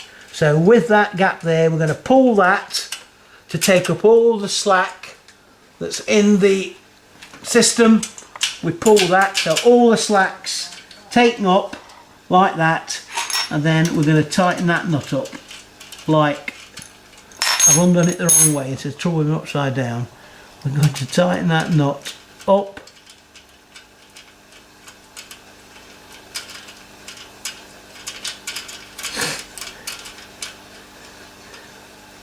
like so, and again tighten that.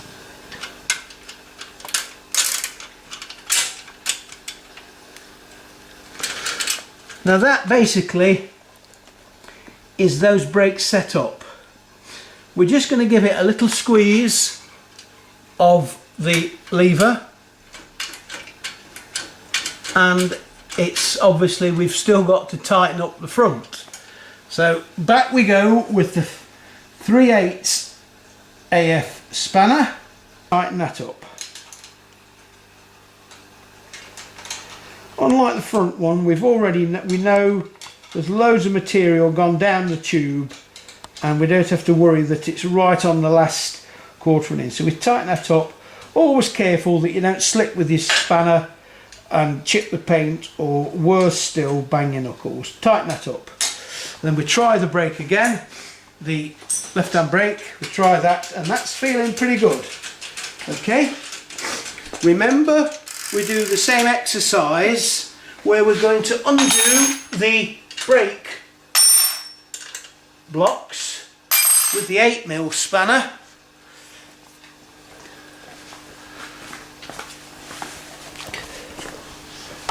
With the 8mm spanner we're undoing the brake blocks, and it's not the 8mm, we're going to try the 9mm. We undone those brake blocks.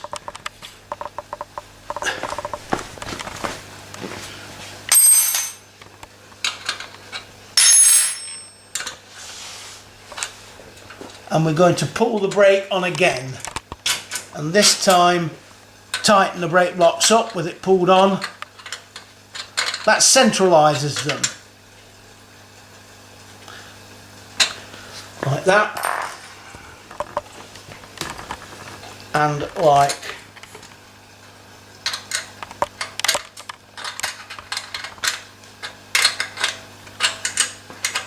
that. And that's it. That's the front and rear brakes there. So what will happen, they're operating good. We really should be lifting up the back wheel like that and spinning it round, making sure it's free. And that's good. We, just while we're here, those two need to be tightened up. because I think they're loose. They need to be tightened up a little bit. Not a lot, but just tightened up. Yeah, they're not bad. They need to be tightened up. And that's it. I normally cut the end off that rod, but that's the brakes done and they're working quite well. In theory, it's not good. It's not a good mechanical system, but they do work. We come to the saddle. I really am in love with these saddles. The more I look at them, the more I believe that they're leather. I did ask for a leather saddle, but I don't want to commit myself at this early stage. I'm sure it's leather. You can see, not tacky chrome, but black powder coated springs. The proper adjustment at the front, just as all Brooks saddles have, and a multi-adjustment stem holder. I'll just go over that with you here.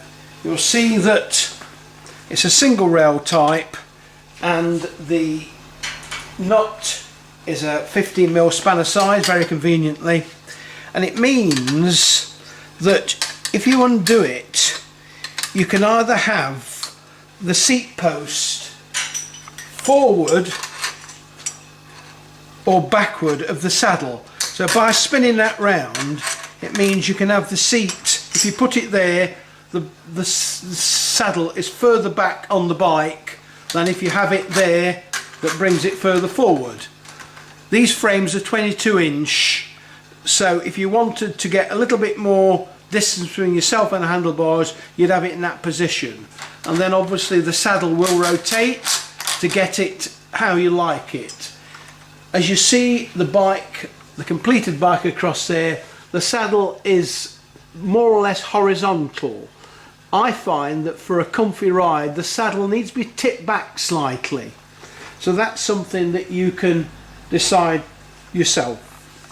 We get the saddle stem and we poke it into the hole, and then we tighten up the 50mm nut till it starts to grip.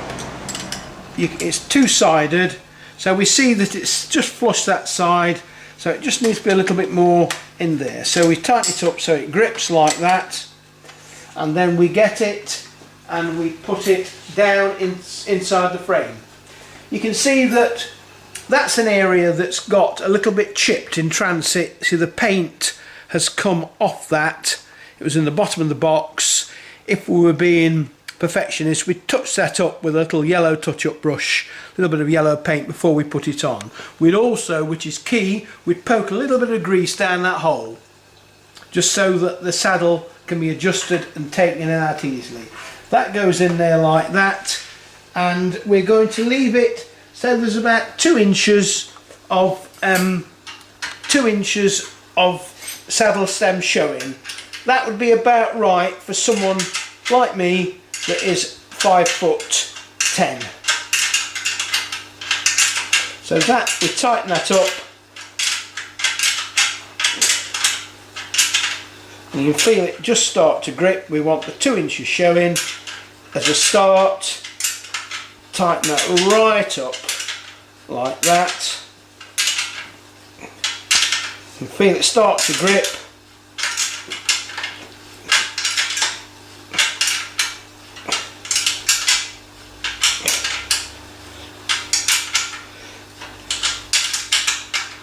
And then we know the saddle is like that. We then get the 15mm spanner, and with the saddle horizontal, we then tighten that up like so. A little bit each side, so that it's, make sure it's on square. It is.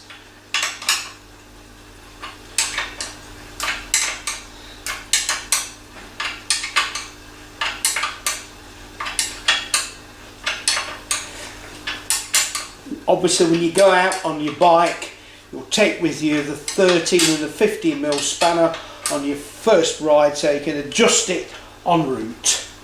That's it, just a little bit more, a little bit tighter. That's good, okay?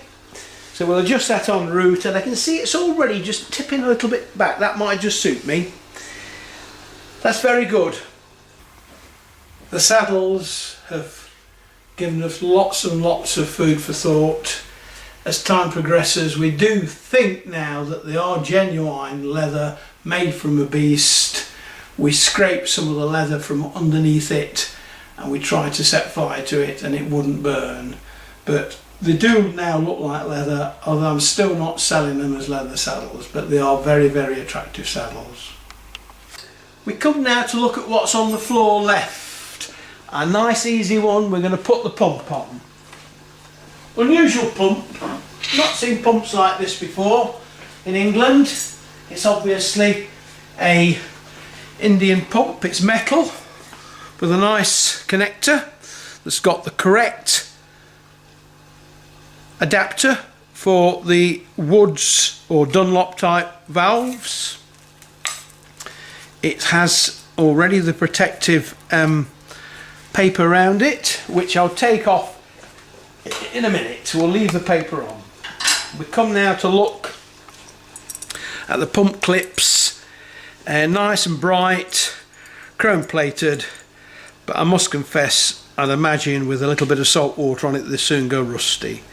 Remember, if you're going to use this bicycle as it's primarily intended, it's to be outside your shop, pretty certain that small boys will pinch your pump, so you might not even want to bother putting the clips on. That's entirely up to you, but it does enhance the bike. So all we need for that is the 8mm spanner and the screwdriver.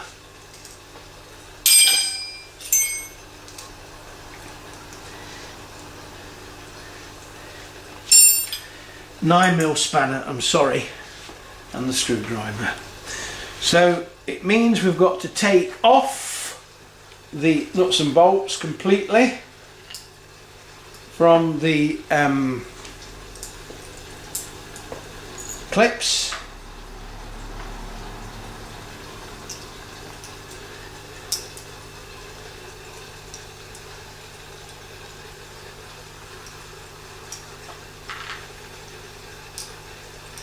And the clips are different. One has a spring load in to it and the other is fixed. We'll put the fixed one on first, and that's silly me putting those, they're going to fall off, not careful. We'll put the fixed one on first, put it round there like that, squeeze it up, and then we get the other one that's got a little bit squashed in transit. You shape it and put it on the top like that, and before the nuts and bolts I'm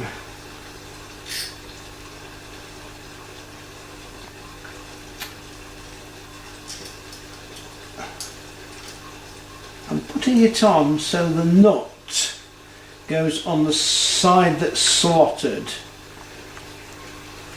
I would have liked to have seen a nice little washer on that, but there's not one. You perfectionists out there might want to find a nice cadmium plated washer to go on there. That goes on there, put it about there. The other nut and bolt,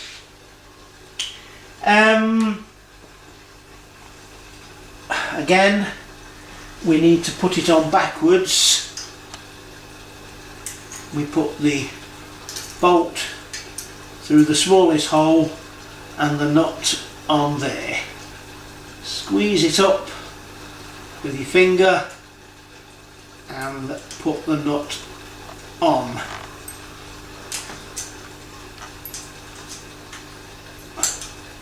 Not that easy, I'm afraid.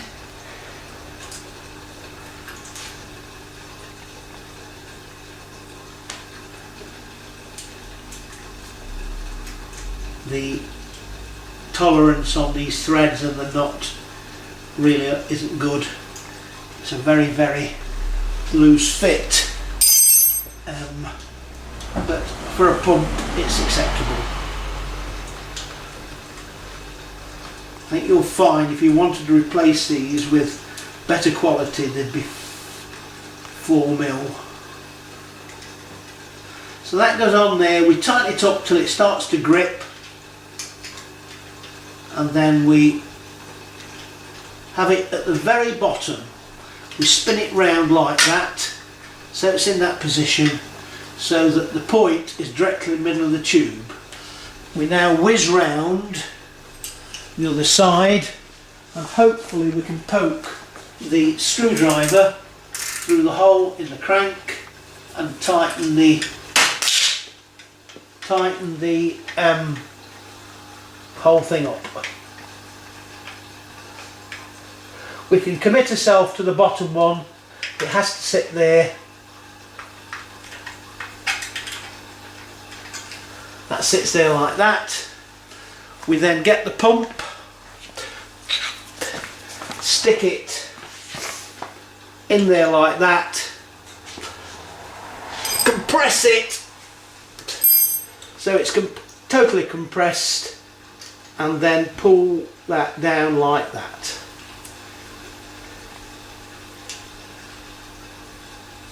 We'll again go around the other side, hold the nut with the spanner and tighten that up.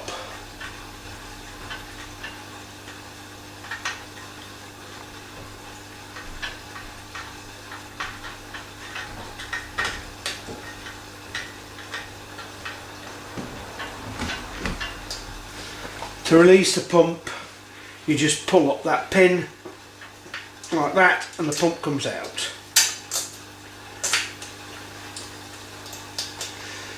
That's the pump on. The next thing is the saddlebag, which is a little bit of an embarrassment. But it's a saddlebag. You can put your pump in it, you can put your puncture repair outfit in, or you can put your tools in. But what we're going to do, it's made of plastic. It may be okay just for a tyre levers and a puncture repair kit, but we'll actually get that, we'll take it in and we'll warm it up in front of the heater, because it's plastic, it's a bit solid. So we'll warm that up and it'll be better to put on. The bell. The bell is the other extreme. I'm absolutely madly in love with this bell. This bell is out of this world. This bell is the best bell in the whole world.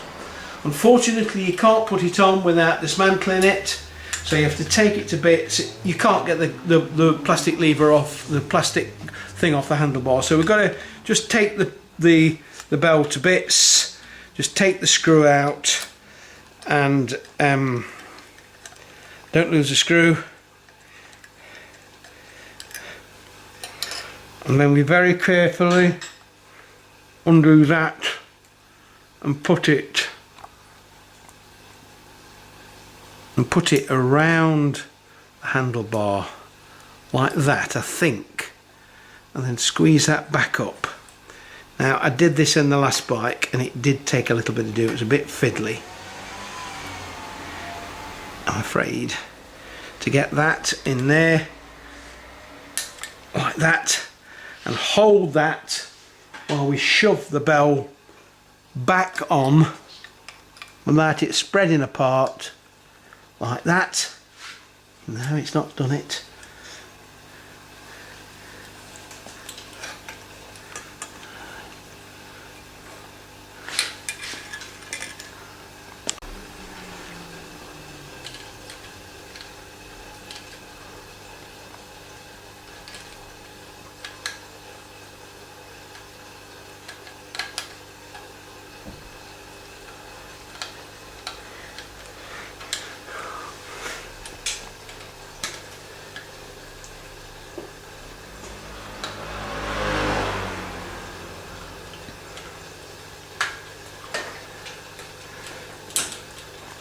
That's the bell on.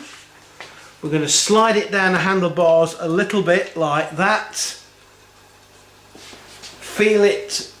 I'm going to slide it a little bit more. About there.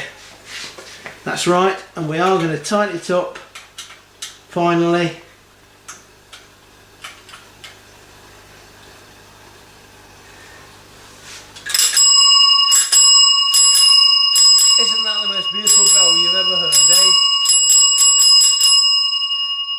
the bell makes up for the if he breaks. So if you can't stop, get them out the way by ringing your bell. This is the signboard that came with the bike from India.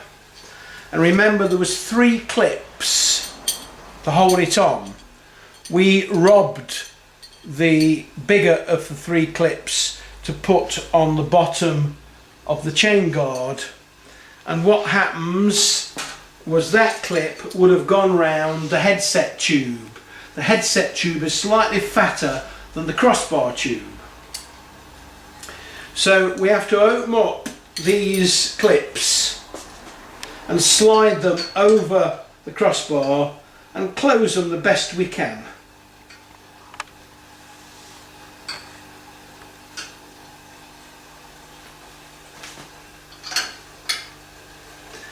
And then, if you imagine that we've got the clip around the headset tube, we then offer this panel up to go on there like that.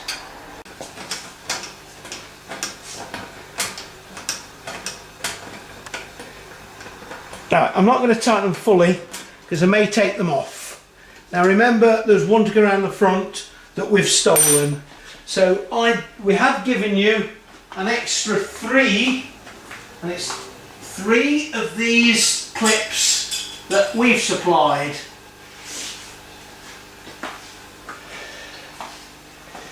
Three of these, okay, and these are intended for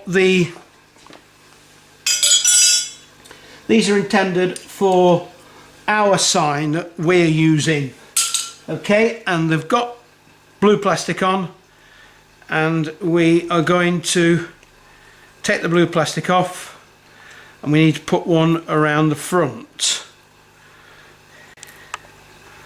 So I'm not actually going to do that because I'm not happy with this sign. So you've got to imagine that this goes around the front to go through that hole. There isn't any provision to fit anything on the bottom, and what's wrong with this, in my opinion, is that signboard is too small and it's not in the middle of the hole. There's a gap there and a big gap there, and it's just not right. I don't like it. If you look at the first bike we built, you can see that is what I'm recommending that you do. That you've got a bigger sign, it fills the whole sign, and I think it's the whole hole in the frame, and I think it's a lot better. And we give you the material to make that. We have established that you've got 3 of these clips, okay? What happens is that we've got 2 we're going to use on the top just like that, and we're going to use 2 more on the bottom. So we're going to take off the plastic covering, and if you're just a little bit careful, because these might have sharp metal to them, don't let them actually mark your paint. So they're going to go on there like that, and we're going to squeeze them up like that, okay? So you're going to have one that fits there and the other one that fits just there like that. We're going to squeeze them up, okay? Now what happens is then that in the kit you'll see that you get this yellow Correx board. Obviously you'll gather that that is your A board that goes on the stand there, and we've got this sheet here for you to do with exactly as you wish. And what happens is that when we look at the material that we've given you that enhance your kit, Carl, do you want to put that in front of the heater for a few minutes, and we'll do that. Just warm it up. Thank you. When we look at these goodies that we give you, we've got the orange vinyl there, or the red vinyl, that if you flick towards that bike you'll see we've made the open sign out of it, so you can make any letters you like. On the back of it, it's squared off. We give you plenty, so you can have there what you like: tea, coffee, open, sex, anything you want to put on that sign. So that's to one side like that, okay? You've got the letters, they're key, we'll go over those in a little while. The letters you need. Then we've got lovely shiny sign material, okay? That's quite close to the colour of your bike. We turn it over, we've already marked it, okay? So what happens is that we fold it exactly down the middle, like so. It's only just big enough, so we mark it down the middle and we fold it like that, okay?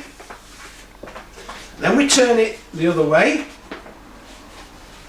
like that and we fold it that way.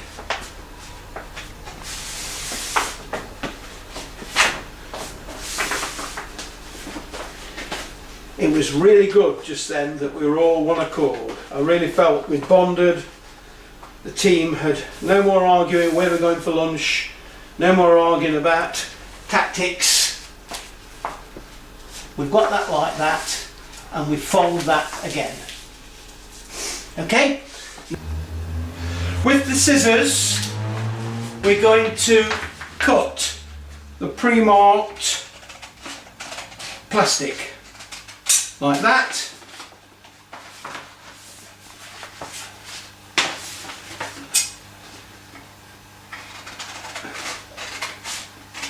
And like that.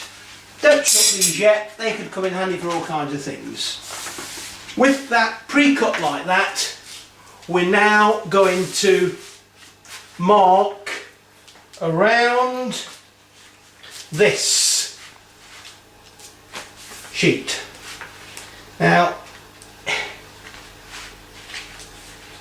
it's only just big enough. We've got plenty of sheet. We've got plenty of sheet. Okay.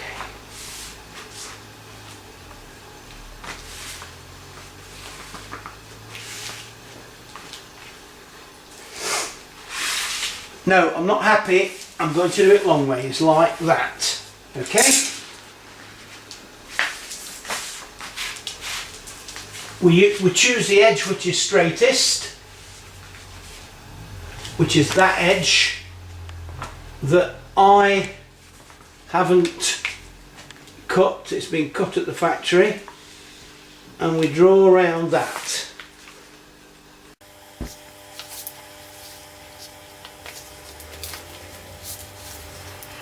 Now this isn't that successful because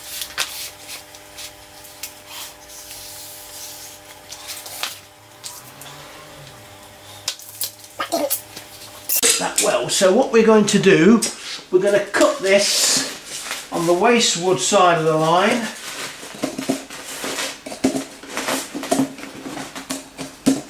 With these scissors. If you bend this Corex, it tends to lose its strength. Try to keep it straight. And my initial thoughts were that we would put this board in and do it too thick. You'll see where I'm coming from in the middle in a minute. And what would happen is that we'd do another piece going with the grain running the other way, like that, and we'd stick the two together to give it some strength. You'll see that angle is different to that angle. It's because the frame angles are different. So I'm now going to take off the bike, the metal sign. Now obviously there are people at home think there's nothing wrong with the metal sign, I want to keep it. You keep it if you like it, okay? Maybe okay. But we unanimously have decided we want to dispose of it and go for the English version. With this sign, with the lesser of the angles, that goes to the front like that. We can see it's already a bit too big. We need to trim it down, which is really good. So it looks like it wants a 1/4 inch taking off one end. As I say, this Correx is easy to cut.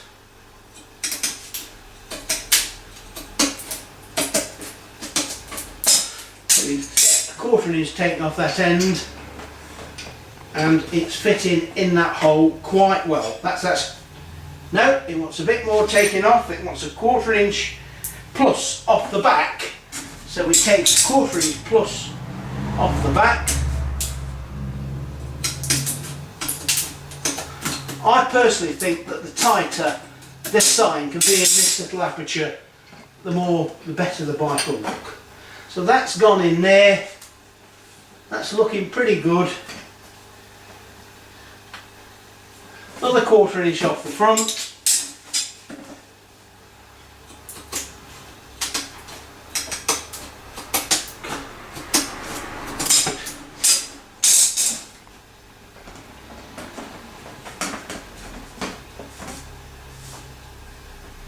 Yeah, that's good, and it looks like it wants a little taking off these corners to clear the lugs on the bike, like that, and like that, and it's fitting quite precisely like that. Okay, it's in. What happens then, I think you should be making it double thickness with the grain going the other way. So you draw around that, then you glue the two together. I'm not going to do this because it's time consuming, and to tell you the truth, the camera person is getting fidgety, she's getting fed up. So I'll just show you what happens. Then with the shiny vinyl, folding it the other way, this is sign material, and you really need to follow the instructions for putting vinyl letters on. I haven't quite got round to that yet, but I'm pretty certain that you take the backing paper off and you put washing up liquid on, and it makes the vinyl stick better to it. And that goes on there like that. Unfortunately, it's not quite covering that, so you're going to have to cut it in half. Cut it in half like this, down the line.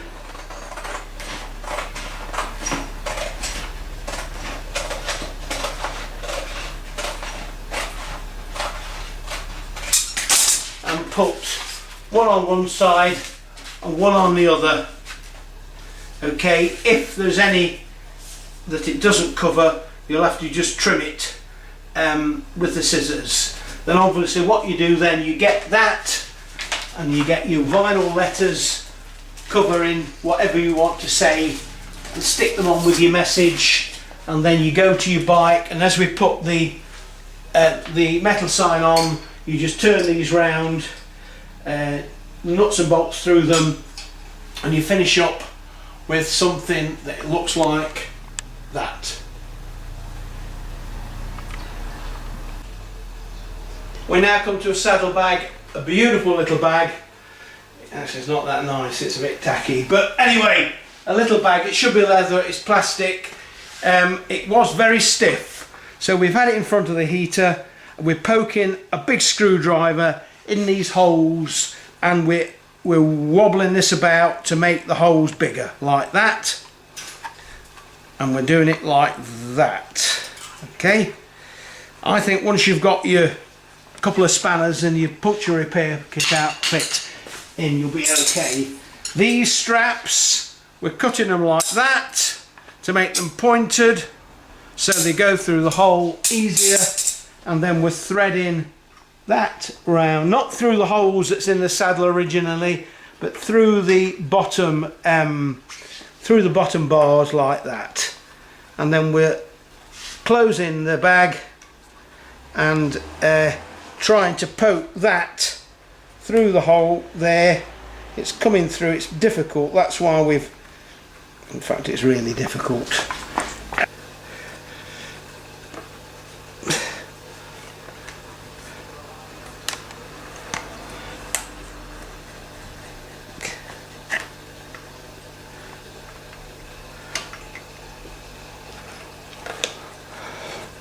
poke that through,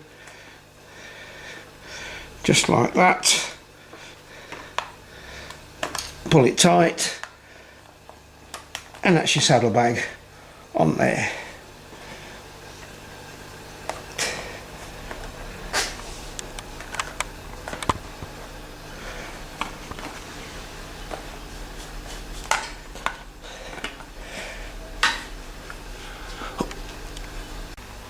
We now come to the clips for the stand. If you remember, number 35 was described as small nuts and bolts. There are 4 small nuts and bolts, and they're supplemented with the stand clips that are 21. The 2 of the small nuts and bolts were intended for those sign clips. So we'll put those away. We've got 3 that's not doing any, and we've got longer ones there that do come with washers. Okay, so we've got to just spread out those clips and clip them over the bar like that. And they do go about ½ an inch from the bracket that shoots upwards. So we then squeeze that together. It's a good idea if you get your vice grips. We've not used those very much yet, and we just squeeze that together. It just makes it easier to get the nuts and bolts in like that. Then got that squeezed, and then we put the nuts and bolts. There is a washer, which is good. We'll keep the washer on the screw head end. That goes in there. Tighten it up.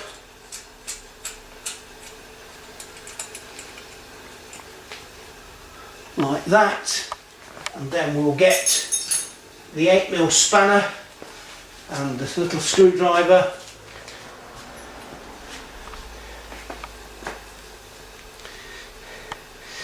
All these things I'm putting on now, like these stand clips, are cadmium plated, and they are quite shiny and bright now, but believe me, they won't stay that way. I feel it would be advantageous to buy a aerosol of lacquer and to lacquer these before you put them on, or lacquer them after they're on. Whether or not it detracts to the appearance of the bike that you've got lacquer on the yellow paint, I don't know yet. But it would definitely stop them corroding, and it would give you that appearance, that shiny appearance. These are 9mm nuts.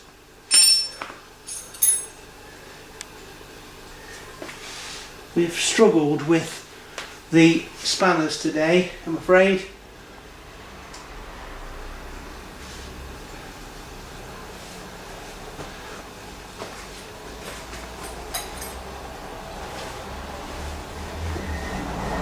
Do you want to get that, Carl? And it could be my pal Roger saying his wife won't let him come out tonight. Right, so okay. This is a 9mm spanner, and we hold the nut and we tighten this up. We're keeping it ½ an inch away from the upright. That's good. It's not dead tight, but it's quite tight. And we tighten the other one up.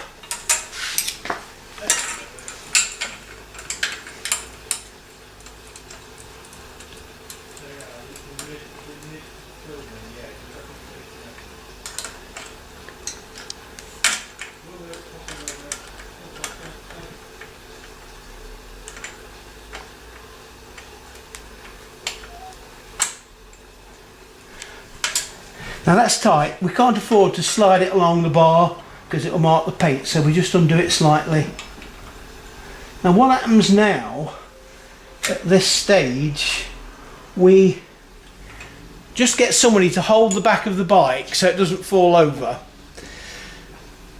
and we take the bike off its stand, put the bike square, and we lift it off its stand, and then we snap the stand up into position on into the clips. And because they're not been tightened up, they will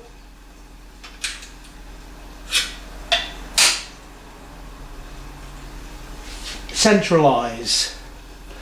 I'm not that happy because the stand isn't folding up square with the two tubes. So let's take it down like that and let's cheat.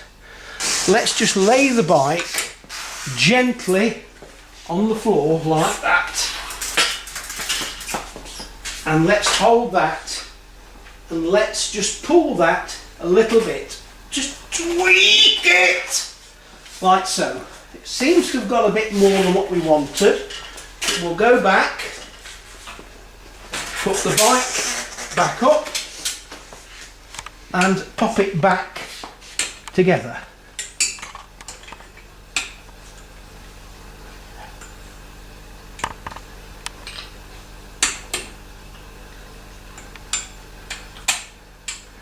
And yes, they're more in line. They're more in line with where we want them to be. So we're now going to tighten them up tight.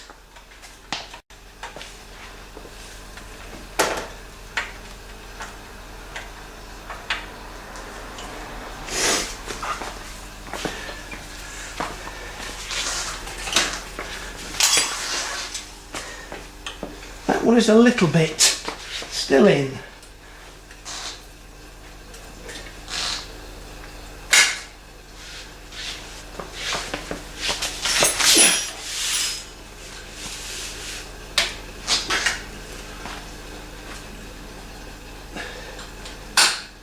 I think that's more in line. How does it look to the person at the rear? Yeah, that's all nice. That's good. and straight. So if they're nice and straight, little tweaks like this you've got to do.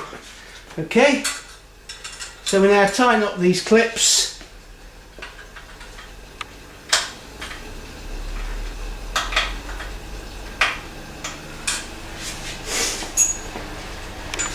Yeah, they're both nice and straight.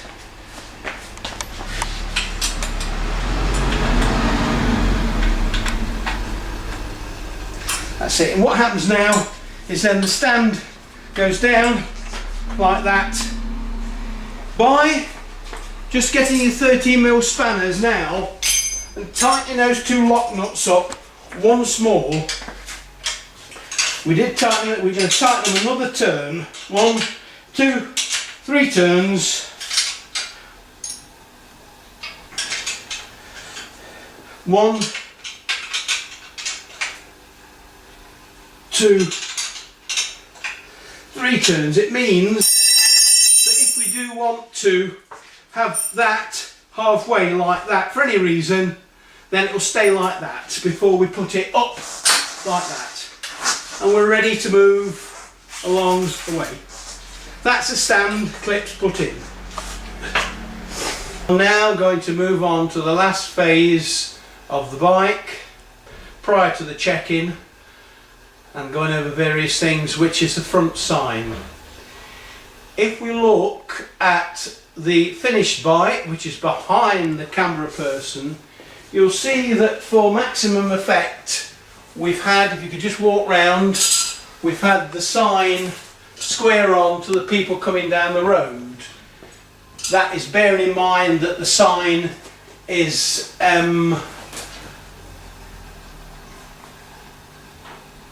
the bike square onto the curb. Unfortunately, you can't ride the bike, you can't see, there's no way you can see. Might be quite handy if you wanted to stop people nicking the bike and driving off on it. But if you wanted to probably just nip to the chip shop on the bike, therefore I think you could put the sign on the other way, which is this way, and you could see through the sign.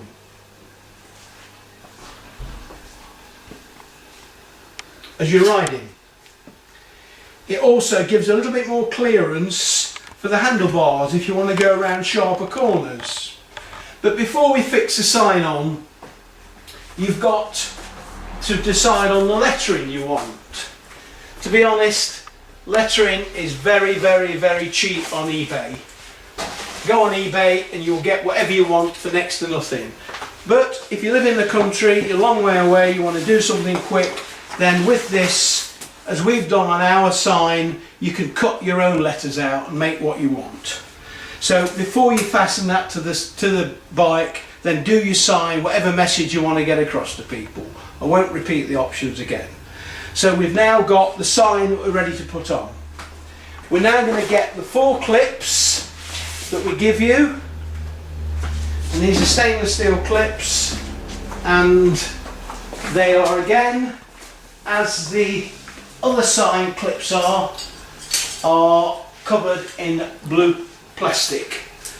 The difference is, don't get them mixed up, the diameter of the tube that they go on is lesser. So they go on there like that. Remember, this Corex is a very, very low grade and very inexpensive material. I am saying that if you want to do something permanent, then obviously this sign is only a suggestion. You could make quite a good sign out of a better material that's available for sign makers, and just plywood would make a good sign if you painted it. So they go on there like that. What you do need is, you do need a little bit of luck actually, and you do need those small vice grips that I had to do this single-handed. If you've got someone to help you, if you've got a cooperative wife, or you've got a small boy, or the old age pensioner next door, if he holds it for you, that's great. So we're deciding to put that on. We're also deciding to keep it as far forward as possible. Now I've got to ask a question now to our camera person. That's cockeyed. Do you think it would be advantageous to trim the sign to keep it, to make it square? It will cost nothing just to take half an inch off the bottom.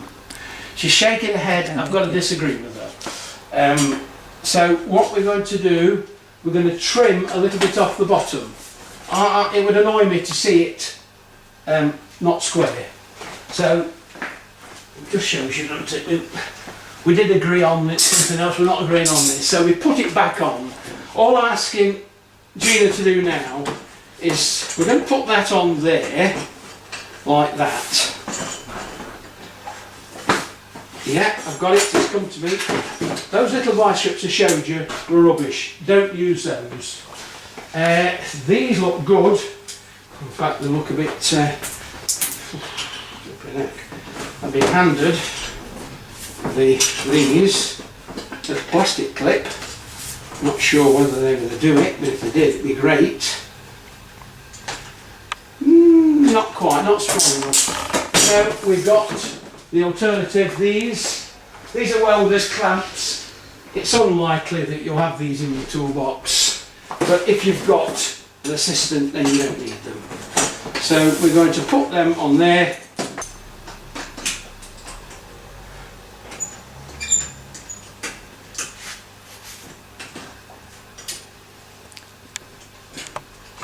Gina to say if it's when it's square.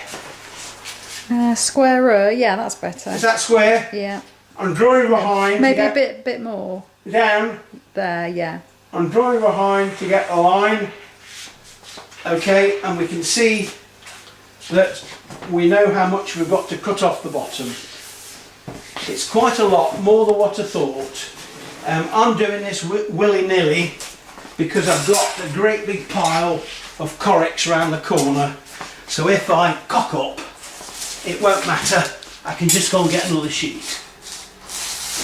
So we cut it like that.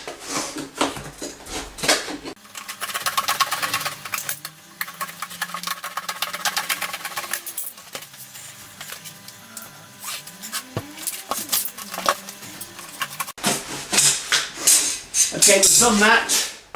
We now come to put it back on the bike. I'm going to get some assistance here to hold it. and we push it right up to the end.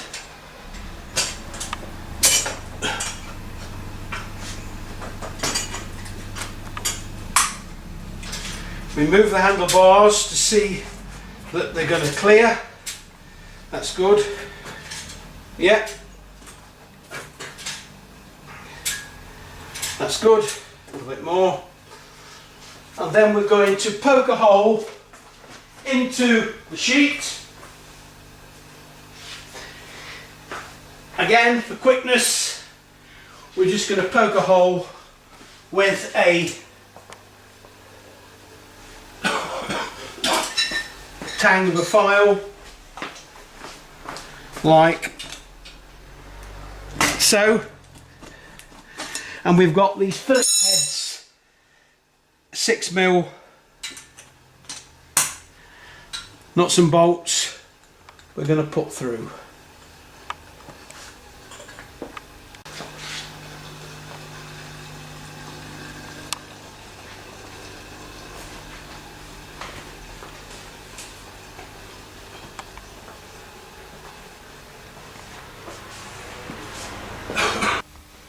We're now very close to the end of this bite. You'll see that in the time that's elapsed since the last little bit, we've done a few jobs to this. You'll see that we've cut out that big piece of red sign material and made our own sign there. We've used the letters that you get in the package to do the barber's sign on the panel just there. We've cheated a little bit and we've made a barber's pole, just add a bit of white and red tape there. And then we've used the last little bit of yellow Correx to put this additional sign on the back. Possibly it's all over the top a little bit too much, but it just shows you the maximum effect that there is. As we look at the bite, there are one or two bits we need just to finish off.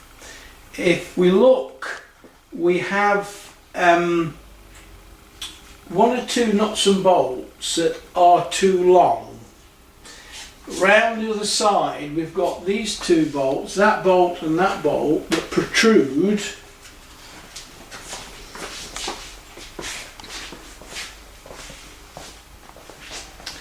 And you'll see quite clearly that it's totally unacceptable that these stick out.